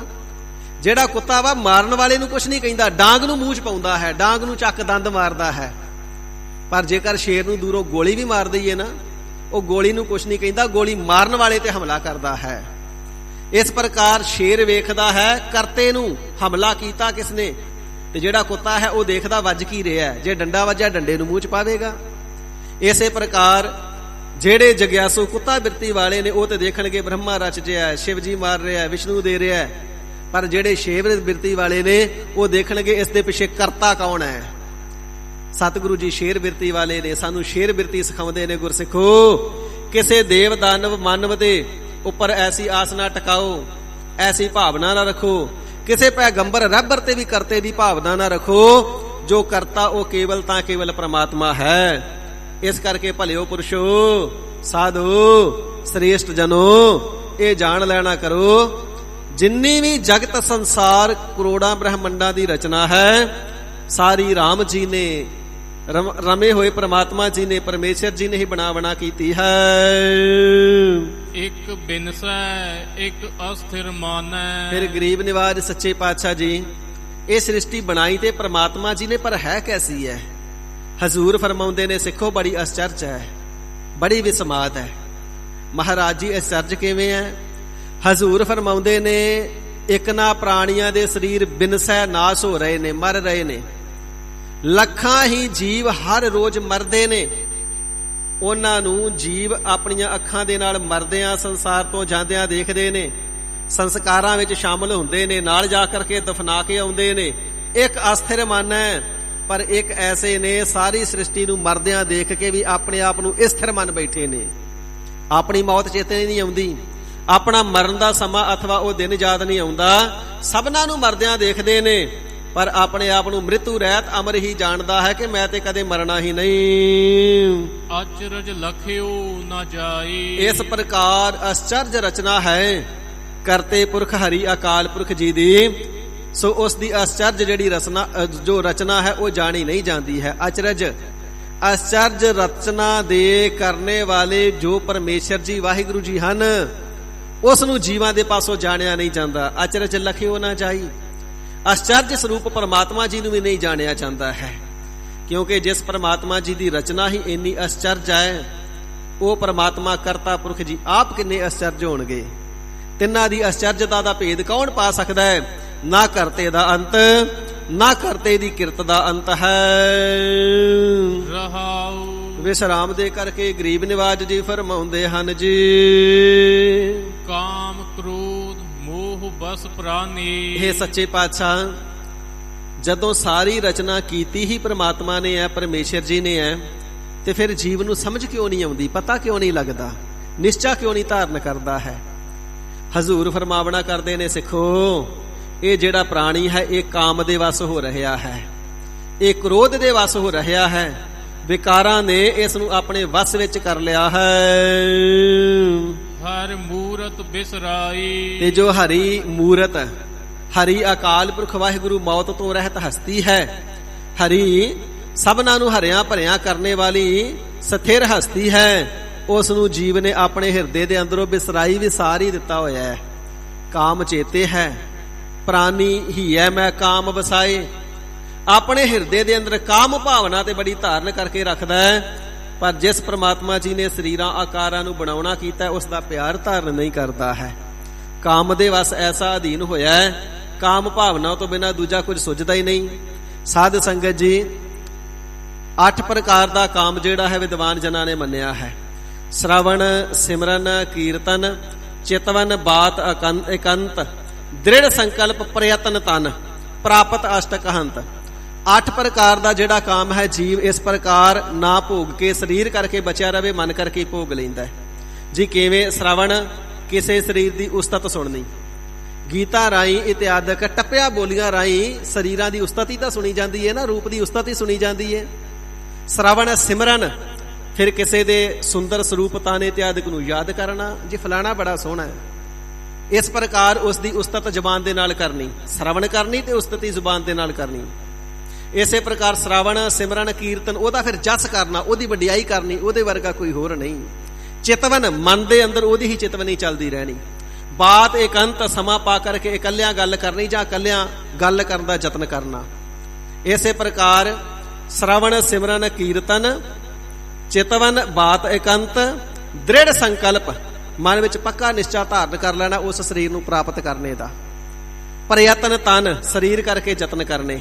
ਪ੍ਰਾਪਤ, ਅਸ਼ਟਕ, ਹੰਤ, ਫਿਰ ਉਸ ਸਰੀਰ ਨੂੰ ਪ੍ਰਾਪਤ ਕਰ ਲੈਣਾ। ਇਹ 8 ਪ੍ਰਕਾਰ ਦਾ ਕਾਮ ਕਹਿਆ ਜਾਂਦਾ ਹੈ। ਜਿਹੜੇ ਸਰੀਰਾਂ ਨੂੰ ਪ੍ਰਾਪਤ ਕਰਕੇ ਵਿਸ਼ੇ ਸੁਖ ਨਹੀਂ ਵੀ ਭੋਗ ਸਕਦੇ, ਉਹਨਾਂ ਦੀ ਬਿਰਤੀ ਅਨੁਸਾਰ ਉਹ 7 ਪ੍ਰਕਾਰ ਦਾ ਕਾਮ ਤੇ ਆਪਣੇ ਮਨ ਕਰਕੇ ਭੋਗੀ ਜਾਂਦੇ ਨੇ। ਸਤਿਗੁਰੂ ਸੱਚੇ ਪਾਤਸ਼ਾਹ ਜੀ ਬਚਨ ਕਰਨਾ ਕਰਦੇ ਨੇ, ਭਾਈ ਜੇ ਵਾਹਿਗੁਰੂ ਜੀ ਦੇ ਪ੍ਰਾਪਤੀ ਦੇ ਰਸਤੇ ਤੇ ਚੱਲਣਾ ਨਾ, ਕੇਵਲ ਤਾਂ ਕੇਵਲ ਸਰੀਰ ਦੇ ਮਿਲਾਪ ਦਾ ਨਾਮ ਹੀ ਕਾਮ ਨਹੀਂ, ਕਾਮ ਭਾਵਨਾ ਦਾ ਨਾਮ ਵੀ ਕਾਮ ਹੈ। 8 ਪ੍ਰਕਾਰ ਦਾ ਕਾਮ ਹੈ, 1 ਪ੍ਰਕਾਰ ਦਾ ਨਹੀਂ, 8 ਪ੍ਰਕਾਰ ਦੇ ਕਾਮ ਤੋਂ ਹੀ ਬਚ ਕੇ ਰਹਿਣਾ ਹੈ। ਪਰ ਜਿਹੜੇ ਜੀਵ ਨੇ ਇਹ 8 ਪ੍ਰਕਾਰ ਦੇ ਕਾਮ ਭਾਵਨਾ ਦੇ ਹੀ ਅਧੀਨ ਹੋਏ ਪਏ ਨੇ। ਇਹ ਤੇ ਭਾਵਨਾ ਇੱਕ ਵੀ ਮਾੜੀ ਹੈ, ਪਰ ਜਿਸ ਦੇ ਹਿਰਦੇ ਵਿੱਚ 8 ਦੀਆਂ 8 ਹੀ ਆ ਗਈਆਂ, ਫਿਰ ਉਸ ਦਾ ਰਖਵਾਲਾ ਕੌਣ ਹੈ? ਕ੍ਰੋਧ ਦੇ ਵਸ ਐਸਾ ਹੋਇਆ ਹੈ, ਜਿਸ ਮਾਤਾ ਪਿਤਾ ਨੇ ਮੁਖ ਦੇ ਅੰਦਰ ਨਿਵਾਲੇ ਪਾ ਕੇ ਪਾਲਿਆ ਹੈ, ਬੁਰਕੀਆਂ ਦੇ ਕੇ ਪਾਲਿਆ ਹੈ, ਉਂਗਲ ਪਕੜ ਕੇ ਚਰਨਾ ਸਿਖਾਇਆ ਹੈ, ਜਿਹੜਾ ਬਾਪ ਕਦੇ ਮੋਢਿਆਂ ਤੇ ਚੁੱਕ ਕੇ ਮੇਲੇ ਦਿਖਾਉਂਦਾ ਸੀ, ਜਿਸ ਮਾਤਾ ਨੇ ਆਪਣੀ ਜਵਾਨੀ ਦੁੱਧ ਰਹੀ ਘੋਲ ਘੋਲ ਕੇ ਪਿਆ ਦਿੱਤੀ, ਐਸਾ ਕ੍ਰੋਧੀ ਹੋਇਆ, ਉਹਨਾਂ ਦਾ ਵੀ ਸਤਿਕਾਰ ਨਹੀਂ ਕਰਦਾ, ਘਰੋਂ ਹੀ ਕੱਢ ਦਿੰਦਾ ਹੈ। ਇਹ ਜਿੰਨੇ ਬਿਰਧ ਆਸ਼ਰਮ ਇਤਿਆਦਿਕ ਬਣੇ ਨੇ, ਇਹਨਾਂ ਕਲੇਸ਼ਾਂ ਦਾ ਹੀ ਕਾਰਨ ਨੇ ਨਾ। ਭਾਈ ਸਾਹਿਬ ਭਾਈ ਗੁਰਦਾਸ ਜੀ ਵੀ ਲਿਖਣਾ ਕਰਦੇ ਨੇ, ਕਾਮ ਦੇ ਅਧੀਨ ਐਸਾ ਹੋਇਆ, ਘਰ ਵਾਲੀ ਨੂੰ ਘਰ ਲੈ ਕਰਕੇ ਆਇਆ ਤੇ ਮਾਪਿਓ ਨੂੰ ਧੱਕੇ ਮਾਰ ਕੇ ਕੱਢ ਦਿੱਤਾ, ਕਿਉਂਕਿ ਪਰ ਉਪਕਾਰ ਵਿਸਾਰ ਦਿੱਤੇ। ਵੱਖ ਹੋਵੇ ਪੁੱਤ ਰੰਨ ਲੈ, ਘਰ ਵਾਲੀ ਨੂੰ ਲੈ ਕੇ ਮਾਪਿਓ ਤੋਂ ਵੱਖਰਾ ਹੋ ਗਿਆ, ਮਾਪਿਓ ਦੇ ਉਪਕਾਰ ਵਿਸਾਰੇ ਨਹੀਂ ਜਾਣਦਾ, ਤੇ ਇਹਨਾਂ ਦੇ ਪਰ ਉਪਕਾਰਾਂ ਨੂੰ। ਐਸਾ ਕੰਮ ਹੀ ਹੋ ਰਿਹਾ ਹੈ, ਐਸਾ ਕ੍ਰੋਧੀ ਹੋ ਰਿਹਾ ਹੈ। ਸਾਹਿਬ ਜੀ ਫਰਮਾਵਣਾ ਕਰਦੇ ਨੇ, ਸਿੱਖੋ ਇਹ ਜਿਹੜਾ ਪ੍ਰਾਣਾਧਾਰੀ ਜੀਵ ਹੈ ਨਾ, ਕਾਮ ਦੇ ਵਸ ਹੋਇਆ ਹੈ, ਕ੍ਰੋਧ ਦੇ ਵਸੀਕਾਰ ਹੋ ਚੁੱਕਿਆ ਹੈ। ਮੋਹ ਬਸ ਪ੍ਰਾਨੀ, ਇਸ ਪ੍ਰਕਾਰ ਸਰੀਰਾਂ ਦੇ ਤੇ ਮਾਇਆ ਦੇ ਮੋਹ ਦੇ ਵਸ ਦੇ ਵਿੱਚ ਹੋ ਗਿਆ ਹੋਇਆ ਹੈ। ਹਰ ਮੂਰਤ ਬਿਸਰਾਈ, ਹਰੀ ਅਕਾਲ ਪੁਰਖ ਵਾਹਿਗੁਰੂ ਜੀ ਦੀ ਜਿਹੜੀ ਅਕਾਲ ਹਸਤੀ ਹੈ, ਸਦਾ ਸਥਿਰ ਮੂਰਤ ਭਾਵ ਹਸਤੀ ਹੈ ਨਾ, ਉਸ ਨੂੰ ਆਪਣੇ ਹਿਰਦੇ ਦੇ ਅੰਦਰੋਂ ਵਿਸਾਰ ਦਿੱਤਾ ਹੈ। ਕਾਮ ਚੇਤੇ ਹੈ, ਕ੍ਰੋਧ ਚੇਤੇ ਹੈ, ਮੋਹ ਚੇਤੇ ਹੈ, ਪਰ ਵਾਹਿਗੁਰੂ ਜੀ ਚੇਤੇ ਨਹੀਂ ਆਉਂਦਾ। ਉਹ ਕਰਤਾ ਚਿੱਤ ਦੇ ਵਿੱਚ ਨਹੀਂ ਆਉਂਦਾ, ਉਸ ਦੇ ਧਿਆਨ ਨੂੰ, ਸਿਮਰਨ ਨੂੰ ਮਨ ਦੇ ਵਿੱਚੋਂ ਵਿਸਾਰ ਹੀ ਦਿੱਤਾ ਹੋਇਆ ਹੈ। ਝੂਠਾ ਤਨ ਸਾਚਾ ਕਰ ਮਾਨਿਓ, ਤੇ ਅਚਰਜ ਬਾਤ ਹੋਰ ਇਹ ਹੈ ਕਿ ਜਿਹੜਾ ਸਰੀਰ ਝੂਠਾ ਹੈ, ਨਾਸ਼ਵਾਨ ਹੈ, ਕੁਝ ਸਮਾਂ ਪਹਿਲਾਂ ਨਹੀਂ ਸੀ, ਅੱਜ ਹੈ, ਕੱਲ ਫਿਰ ਨਹੀਂ ਹੋਵੇਗਾ, ਆਉਣ ਵਾਲੇ ਸਮੇਂ 'ਚ ਫਿਰ ਨਹੀਂ ਹੋਵੇਗਾ। ਇਸ ਸਰੀਰ ਦੇ ਨਾਲ ਹੀ ਮੋਹ ਕਰ ਲਿਆ ਹੈ। ਬਾਬਾ ਕਬੀਰ ਸਾਹਿਬ ਜੀ ਬਚਨ ਕਰਦੇ ਨੇ ਨਾ, ਕਬੀਰਾ ਧੂਰ ਸਕੇਲ ਕੈ ਪੁਰੀਆ ਬਾਦੀ ਦੇਹ, ਦਿਵਸ ਚਾਰ ਕੋ ਪੇਖਨਾ ਅੰਤ ਖੇਹ ਕੀ ਖੇਹ। परमात्मा जी ने धूड़ मिट्टी इत्यादि पंज तत्त लै करके शरीर रूपी पुड़ी बन दिती है। थोड़े के दिनों वास्ते संसार का पेखना मेला देखना वास्ते आया है। शरीर ने फिर खे दा खे ही हो जाना है, मिट्टी ने मिट्टी हो जाना है, तत्तां दे तत्त ही उन्हां दे विच जाके मिल जाने ने। ते महाराज फिर शरीर की सफलता किवें होवे? ते हजूर फरमाउंदे ने जदों तक तेरे शरीर की तत्तां दी पुड़ी बजी होई है उदों तक बड़ा अमोलक है, बड़ा दुर्लभ है। कबीर मानस जन्म दुलंभ है, होए ना 12 बार। ये मिट्टी दी पुड़ी बार बार नहीं बजनी सजना। जे हुण तेनू मनुखा जन्म प्राप्त होया ते जप करके इसनू सफल कर ला। गुर परमेश्वर जी दे उपदेशां द्वारा सत संगत साध संगत द्वारा जपना कर सतनाम श्री वाहिगुरु। जदों तक ये पुड़ी बजी है, जदों तक शरीर च प्राण चलदे ने, जदों तक बाणी अस्त व्यस्त नहीं हो गई, जदों तक काल आके शरीर नू ग्रसदा नहीं, भज ले रे मन सारिंग पानी, उदों तक वाहिगुरु जी दे नाम नू जपदा रहो। ये जो मिट्टी दी खे दी बजी हुई पुड़ी है ना, इसका बजना सफल हो जाएगा। जेड़ा जन्म प्राप्त होया ना दुर्लभ, ये दुर्लभ जन्म सफला हो जाएगा हरि अकाल पुरख वाहिगुरु जी दे नाम नू जप करके। सतगुरु सच्चे पातशाह जी बचन करना करते ने, ऐसा काम दे वस हो गया, क्रोध दे वस हो गया, मोह दे वस हो गया, रब जी नू भुल गया। ते जेड़ा शरीर झूठा सी, नाशवान सी, स्थिर रहन वाला नहीं है, इस नू सच्चा करके मन बैठा है। ज्यों सुपना रह नाई। महाराज सच्चे पातशाह शरीर तां साची प्रतीत हुंदा ना, इस नू छां मिले, धुप मिले, सर्दी गर्मी महसूस करदा है, दुख सुख नू मनदा है, भुख प्यास लगदी है, खाण दे नाल भुख मिटदी है, पीण दे नाल प्यास मिटदी है। महाराज सच्चे पातशाह भुख प्यास पदार्थ की सब कुछ झूठा ही है। ते हजूर फरमावना करते ने, प्यारिओ जग सुपने जिओ जान। जेड़ा जगत है ना, ये सुपने दी न्याई है। जदों सुपना आउंदा ते सुपने विच दिसन वाले सारे पदार्थ सच्चे प्रतीत हुंदे ने, पर जदों जाग आ जावे, सुपना टुट जावे, फिर पता लगदा सुपना ते झूठा ही सी। जदों तक शरीर बनिया है संसार सच भासदा है। जदों शरीर चों प्राण निकल गए, फिर पता लगना शरीर ते नाशवान ही सी, शरीर ते झूठा ही सी, शरीर ते सुपने वर्गा ही सी, जगत संसार ते सुपने वर्गा ही है, सच ते रूहानीयत दा जीवन ही है। फिर इस गल दी समझ आउंदी है। जिस प्रकार रात नू दिखाई देण वाला सुपना ते सुपने दे पदार्थ सच्चे प्रतीत हुंदे ने, इसे प्रकार शरीर ते नजर आउण वाले पदार्थ सच्चे ही लगदे हन, पर हैन सुपने दी न्याई। जो दीसै सो सगल विनाशै। सिखो जो कुछ भी नजर आउंदा है सब कुछ विनाश है, नाशवान है, खत्म हो जाएगा, मिट जाएगा, मुक जाएगा। ज्यों बादर की छाई। बादर दा अर्थ है बदल। आकाश दे अंदर बदल नजर आउंदे ने। कोई बदल दी टुकड़ी सूरज दे सामने आ जावे ते धरती ते परछावां पैंदा ते छां नजर आउंदी है। धुप चढ़ी हुंदी है पर बदल दे परछावे नाल छां नजर आउंदी है। पर जदों पाउण वगदी है, हवा वगदी है, बदल जेड़े ने वो खिंड जांदे ने, छंड जांदे ने, फिर धुप दी धुप। हजूर फरमावना करते ने, जो कुछ भी नजर आउंदा जिवें बदल दी छां नजर आउंदी, पर थोड़े जे समय दी है, वो छां सदा नहीं रहिंदी। जो कुछ भी नजर आउंदा ये थोड़े समय वास्ते है। कोई वस्तु पल दो पल रहन वाली है, कोई 2-4 घड़ियां रहन वाली है, कोई साल 2 साल रहन वाली है। बड़ियां नीवी जो कि डूंघियां नीवां रख करके बहुते उच्चे महल उसार ले ते 200 400 500 साल 1000 साल रह जाणगे। सदा वास्ते कुछ भी नहीं रहना। जदों तक हवा नहीं आउंदी उदों तक छाया बनी रहिंदी है। जरा जिन्नी हवा आवे बंदल जेड़े छंड जांदे ने, धुप दी धुप हो जांदी है। इसे प्रकार सतगुरु सच्चे पातशाह जी बचन करना करते ने, प्यारिओ जदों परालब्ध रूपी बदल जेड़ा है ना, ये सूरज दे अगे आउंदा है, कहण तो भाव कर्म फल दाता जी दे अगे आउंदा है ते सुख रूपी छाया प्रतीत हुंदी है। पर परालब्ध रूपी पाउण दे वगणे दे नाल ही ये जेड़े कर्मा रूपी बंदल ने छड्ड जांदे ने, भाव फल दे करके भाव हो जांदे ने, फिर धुप दी धुप है, जम्मण मरण फिर इसे प्रकार बनिया ही रहिंदा है। जिवें बदल दी छाया जो बादर की छाई, बदल दी छां पल दो पल ही हुंदी है, सदा नहीं। इसे प्रकार तेरे शरीर की जिहड़ी मुनियाद है, ये तो 2-4 दिन की भी नहीं। मत जापै साहो आवै के ना आवै राम। उस बदल की छाया का पता नहीं कदों अभाव हो जाना, मिट जानी है। ਤੇ ਸਰੀਰ ਦਾ ਵੀ ਪਤਾ ਨਹੀਂ ਕਦੋਂ ਭਾਵ ਹੋ ਜਾਣਾ, ਮਿਟ ਜਾਣਾ। ਜੋ ਕੁਝ ਵੀ ਨਜ਼ਰ ਆਉਂਦਾ ਬੱਦਲ ਦੀ ਛਾਂ ਵਾਂਗੂ ਥੋੜਾ ਜਿਹਾ ਸਮਾਂ ਹੀ ਰਹਿਣ ਵਾਲਾ ਹੈ। ਜਨ ਨਾਨਕ ਜਗ ਜਾਣਿਓ ਮਿਥਿਆ। ਸਤਿਗੁਰੂ ਤੇਗ ਬਹਾਦਰ ਸੱਚੇ ਪਾਤਸ਼ਾਹ ਮਹਾਰਾਜ ਜੀ ਫਰਮਾਨ ਕਰਨਾ ਕਰਦੇ ਨੇ, ਜਿਨ੍ਹਾਂ ਵਾਹਿਗੁਰੂ ਜੀ ਦੇ ਪਿਆਰਿਆਂ ਨੇ ਸੰਸਾਰ ਨੂੰ ਮਿਥਿਆ ਝੂਠਾ ਜਾਣਿਆ ਹੈ, ਰਹਿਓ ਰਾਮ ਸ਼ਰਣਾਈ। ਉਹ ਹੀ ਰਾਮ ਜੀ ਦੇ ਚਰਨਾਂ ਦੀ ਸ਼ਰਨ ਵਿਖੇ ਆ ਕਰਕੇ ਰਹਿੰਦੇ ਨੇ। ਅਥਵਾ ਮਹਾਰਾਜ ਜੀ ਫਿਰ ਇਹ ਜਿਹੜਾ ਨਾਸ਼ਵਾਨ ਸੰਸਾਰ, ਨਾਸ਼ਵਾਨ ਕਿਹਨਾਂ ਨੂੰ ਪ੍ਰਤੀਤ ਹੁੰਦਾ ਹੈ? ਰਹਿਓ ਰਾਮ ਸਰਨਾਈ। ਭਾਈ ਜਿਹੜੇ ਪ੍ਰਮਾਤਮਾ ਜੀ ਦੀ ਸ਼ਰਨ ਵਿੱਚ ਰਹਿੰਦੇ ਨੇ ਨਾ, ਉਹਨਾਂ ਨੂੰ ਇਸ ਗੱਲ ਦਾ ਗਿਆਨ ਹੋ ਜਾਂਦਾ, ਸਥਿਰ ਸਰੂਪ ਕੇਵਲ ਤਾਂ ਕੇਵਲ ਰਾਮ ਜੀ ਨੇ, ਭਗਵਾਨ ਜੀ ਨੇ, ਵਾਹਿਗੁਰੂ ਪਰਮਾਤਮਾ ਜੀ ਨੇ, ਹੋਰ ਕੋਈ ਸਥਿਰ ਸਰੂਪ ਨਹੀਂ।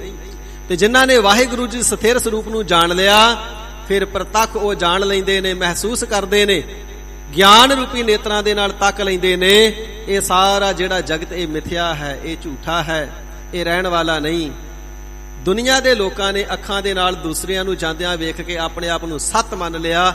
ਇਹ ਕੇਵਲ ਤਾਂ ਕੇਵਲ ਮਨ ਦਾ ਭਰਮ ਹੈ, ਸਰੀਰ ਦਾ ਮੋਹ ਹੈ, ਕਾਮ ਕ੍ਰੋਧ ਦੇ ਅਧੀਨ ਹੈ, ਵਾਹਿਗੁਰੂ ਜੀ ਦੀ ਬੰਦਗੀ ਤੋਂ ਵਿਰਵਾ ਹੈ, ਉਪਦੇਸ਼ਾਂ ਨੂੰ ਕਮਾਉਣਾ ਨਹੀਂ ਜਾਣਿਆ ਹੈ, ਤਾਂ ਸੱਚਾ ਸਮਝ ਬੈਠਾ ਹੈ। ਪਰ ਜਦੋਂ ਗੁਰ ਪਰਮੇਸ਼ਰ ਜੀ ਦੀ ਸ਼ਰਨ ਵਿੱਚ ਪੈ ਕਰਕੇ ਜਪਣਾ ਕਰਦਾ, ਸਤਨਾਮ ਸ੍ਰੀ ਵਾਹਿਗੁਰੂ, ਨਾਮ ਦੀ ਕਮਾਈ ਸਦਕਾ ਸਤਿਗੁਰੂ ਜੀ ਦੀ ਕਿਰਪਾ ਦੇ ਨਾਲ ਫਿਰ ਸਮਝਣਾ ਕਰਦਾ ਹੈ ਪਰਮਾਤਮਾ ਹੀ ਸੱਚ ਸਰੂਪ ਹੈ, ਬਾਕੀ ਜੋ ਕੁਝ ਵੀ ਨਜ਼ਰ ਆਉਂਦਾ ਸਭ ਝੂਠ ਹੀ ਝੂਠ ਹੈ, ਕਿਉਂਕਿ ਸਦਾ ਰਹਿਣ ਵਾਲਾ ਨਹੀਂ। ਇਸ ਪ੍ਰਕਾਰ ਸਤਿਗੁਰੂ ਤੇਗ ਬਹਾਦਰ ਸੱਚੇ ਪਾਤਸ਼ਾਹ ਮਹਾਰਾਜ ਸਾਹਿਬ ਜੀ ਨੇ ਵੈਰਾਗ ਰੂਪ ਉਪਦੇਸ਼ ਬਖਸ਼ਿਸ਼ ਕਰਨਾ ਕੀਤਾ ਹੈ। ਸਤਿਗੁਰੂ ਤੇਗ ਬਹਾਦਰ ਸਾਹਿਬ ਜੀ ਦੀ ਨਾ ਸਾਰੀ ਗੁਰਬਾਣੀ ਦੇ ਅੰਦਰ ਵੈਰਾਗ ਹੀ ਵੈਰਾਗ ਹੈ। ਜਦੋਂ ਤੱਕ ਵੈਰਾਗ ਨਾ ਹੋਵੇ ਗਿਆਨ ਨਹੀਂ ਆਉਂਦਾ, ਜਦੋਂ ਤੱਕ ਗਿਆਨ ਨਾ ਹੋਵੇ ਉਦੋਂ ਤੱਕ ਪ੍ਰਾਪਤੀ ਨਹੀਂ ਹੁੰਦੀ। ਇਸ ਪ੍ਰਕਾਰ ਸਤਿਗੁਰੂ ਜੀ ਗਿਆਨ ਵੈਰਾਗ ਦੇ ਦਾਤੇ, ਸੋ ਵੈਰਾਗ ਮਈ ਗੁਰਬਾਣੀ ਨੂੰ ਰਚ ਕਰਕੇ ਪਾਵਨ ਉਪਦੇਸ਼ ਦੀ ਬਖਸ਼ਿਸ਼ ਕਰਨਾ ਕੀਤੀ ਹੈ। ਸਾਹਿਬਾਂ ਦੇ ਪਾਵਨ ਉਪਦੇਸ਼ਾਂ ਦੀ ਦੋ ਗੁਰ ਸ਼ਬਦਾਂ ਦੀ ਵਿਚਾਰ ਸਾਧ ਸੰਗਤ ਜੀ ਆਪ ਜੀ ਦੇ ਸਮਕਸ਼ ਪ੍ਰਗਟ ਕਰੀ ਹੈ। ਗੁਰ ਸ਼ਬਦਾਂ ਦੀ ਵਿਚਾਰ ਕਰਦਿਆਂ ਹੋਈਆਂ ਭੁੱਲਾਂ ਚੁੱਕਾਂ ਦੀ ਗੁਰੂ ਗਰੀਬ ਨਿਵਾਜ ਸਾਹਿਬੇ ਕਮਾਲ ਸ੍ਰੀ ਗੁਰੂ ਗੋਬਿੰਦ ਸਿੰਘ ਸੱਚੇ ਪਾਤਸ਼ਾਹ ਜੀ ਮਹਾਰਾਜ, ਸ੍ਰੀ ਗੁਰੂ ਗ੍ਰੰਥ ਸਾਹਿਬ ਜੀ ਮਹਾਰਾਜ ਹੋਈਆਂ ਭੁੱਲਾਂ ਚੁੱਕਾਂ ਦੀ ਖਿਮਾ ਅੱਗੇ ਵਾਸਤੇ ਸਮਤ ਬਖਸ਼ੋ ਜੀ। ਸਤਿਗੁਰੂ ਜੀ ਦੀ ਸੰਗਤ ਬਖਸ਼ਣ ਯੋਗ ਹੈ, ਸਾਧ ਸੰਗਤ ਜੀ ਕਿਰਪਾ ਕਰਕੇ ਬਖਸ਼ ਲਵੋ, ਅੱਗੇ ਵਾਸਤੇ ਸਮਤ ਬਖਸ਼ਣੀ। ਪਾਵਨ ਗੁਰੂ ਉਪਦੇਸ਼ਾਂ ਨੂੰ ਹਿਰਦੇ ਵਿੱਚ ਵਸਾਉਣ ਦਾ ਯਤਨ ਕਰਨਾ, ਜਿਸ ਦੇ ਨਾਲ ਸਾਡਾ ਪੜ੍ਹਿਆ ਸਰਵਣ ਕੀਤਾ ਕਥਨ ਹੋਵੇ, ਸਫਲਾ ਹੋਵੇ, ਸਤਿਗੁਰੂ ਜੀ ਦੀ ਸਨਮੁਖਤਾ ਬਣੀ ਰਵੇ। ਗਰੀਬ ਨਿਵਾਜ ਕਿਰਪਾਲਤਾ ਕਰਕੇ ਸਭਨਾਂ ਦੀਆਂ ਹਾਜ਼ਰੀਆਂ ਦਰ ਪ੍ਰਵਾਨ, ਯਾਤਰਾ ਸਫਲੀਆਂ, ਮਨੋ ਕਾਮਨਾਵਾਂ ਪੂਰਨ ਕਰਨ ਜੀ। ਜੋ ਦੀਸੈ ਸੋ ਸਗਲ ਬਿਨਾਸੈ, ਜਿਉ ਬਾਦਰ ਕੀ ਛਾਈ। ਜਨ ਨਾਨਕ ਜਗ ਜਾਣਿਓ ਮਿਥਿਆ, ਰਹਿਓ ਰਾਮ ਸਰਨਾਈ। ਵਾਹਿਗੁਰੂ ਜੀ ਕਾ ਖਾਲਸਾ, ਵਾਹਿਗੁਰੂ ਜੀ ਕੀ ਫਤਿਹ। हे अच्युत हे पार ब्रह्म अविनाशी अगनाश, हे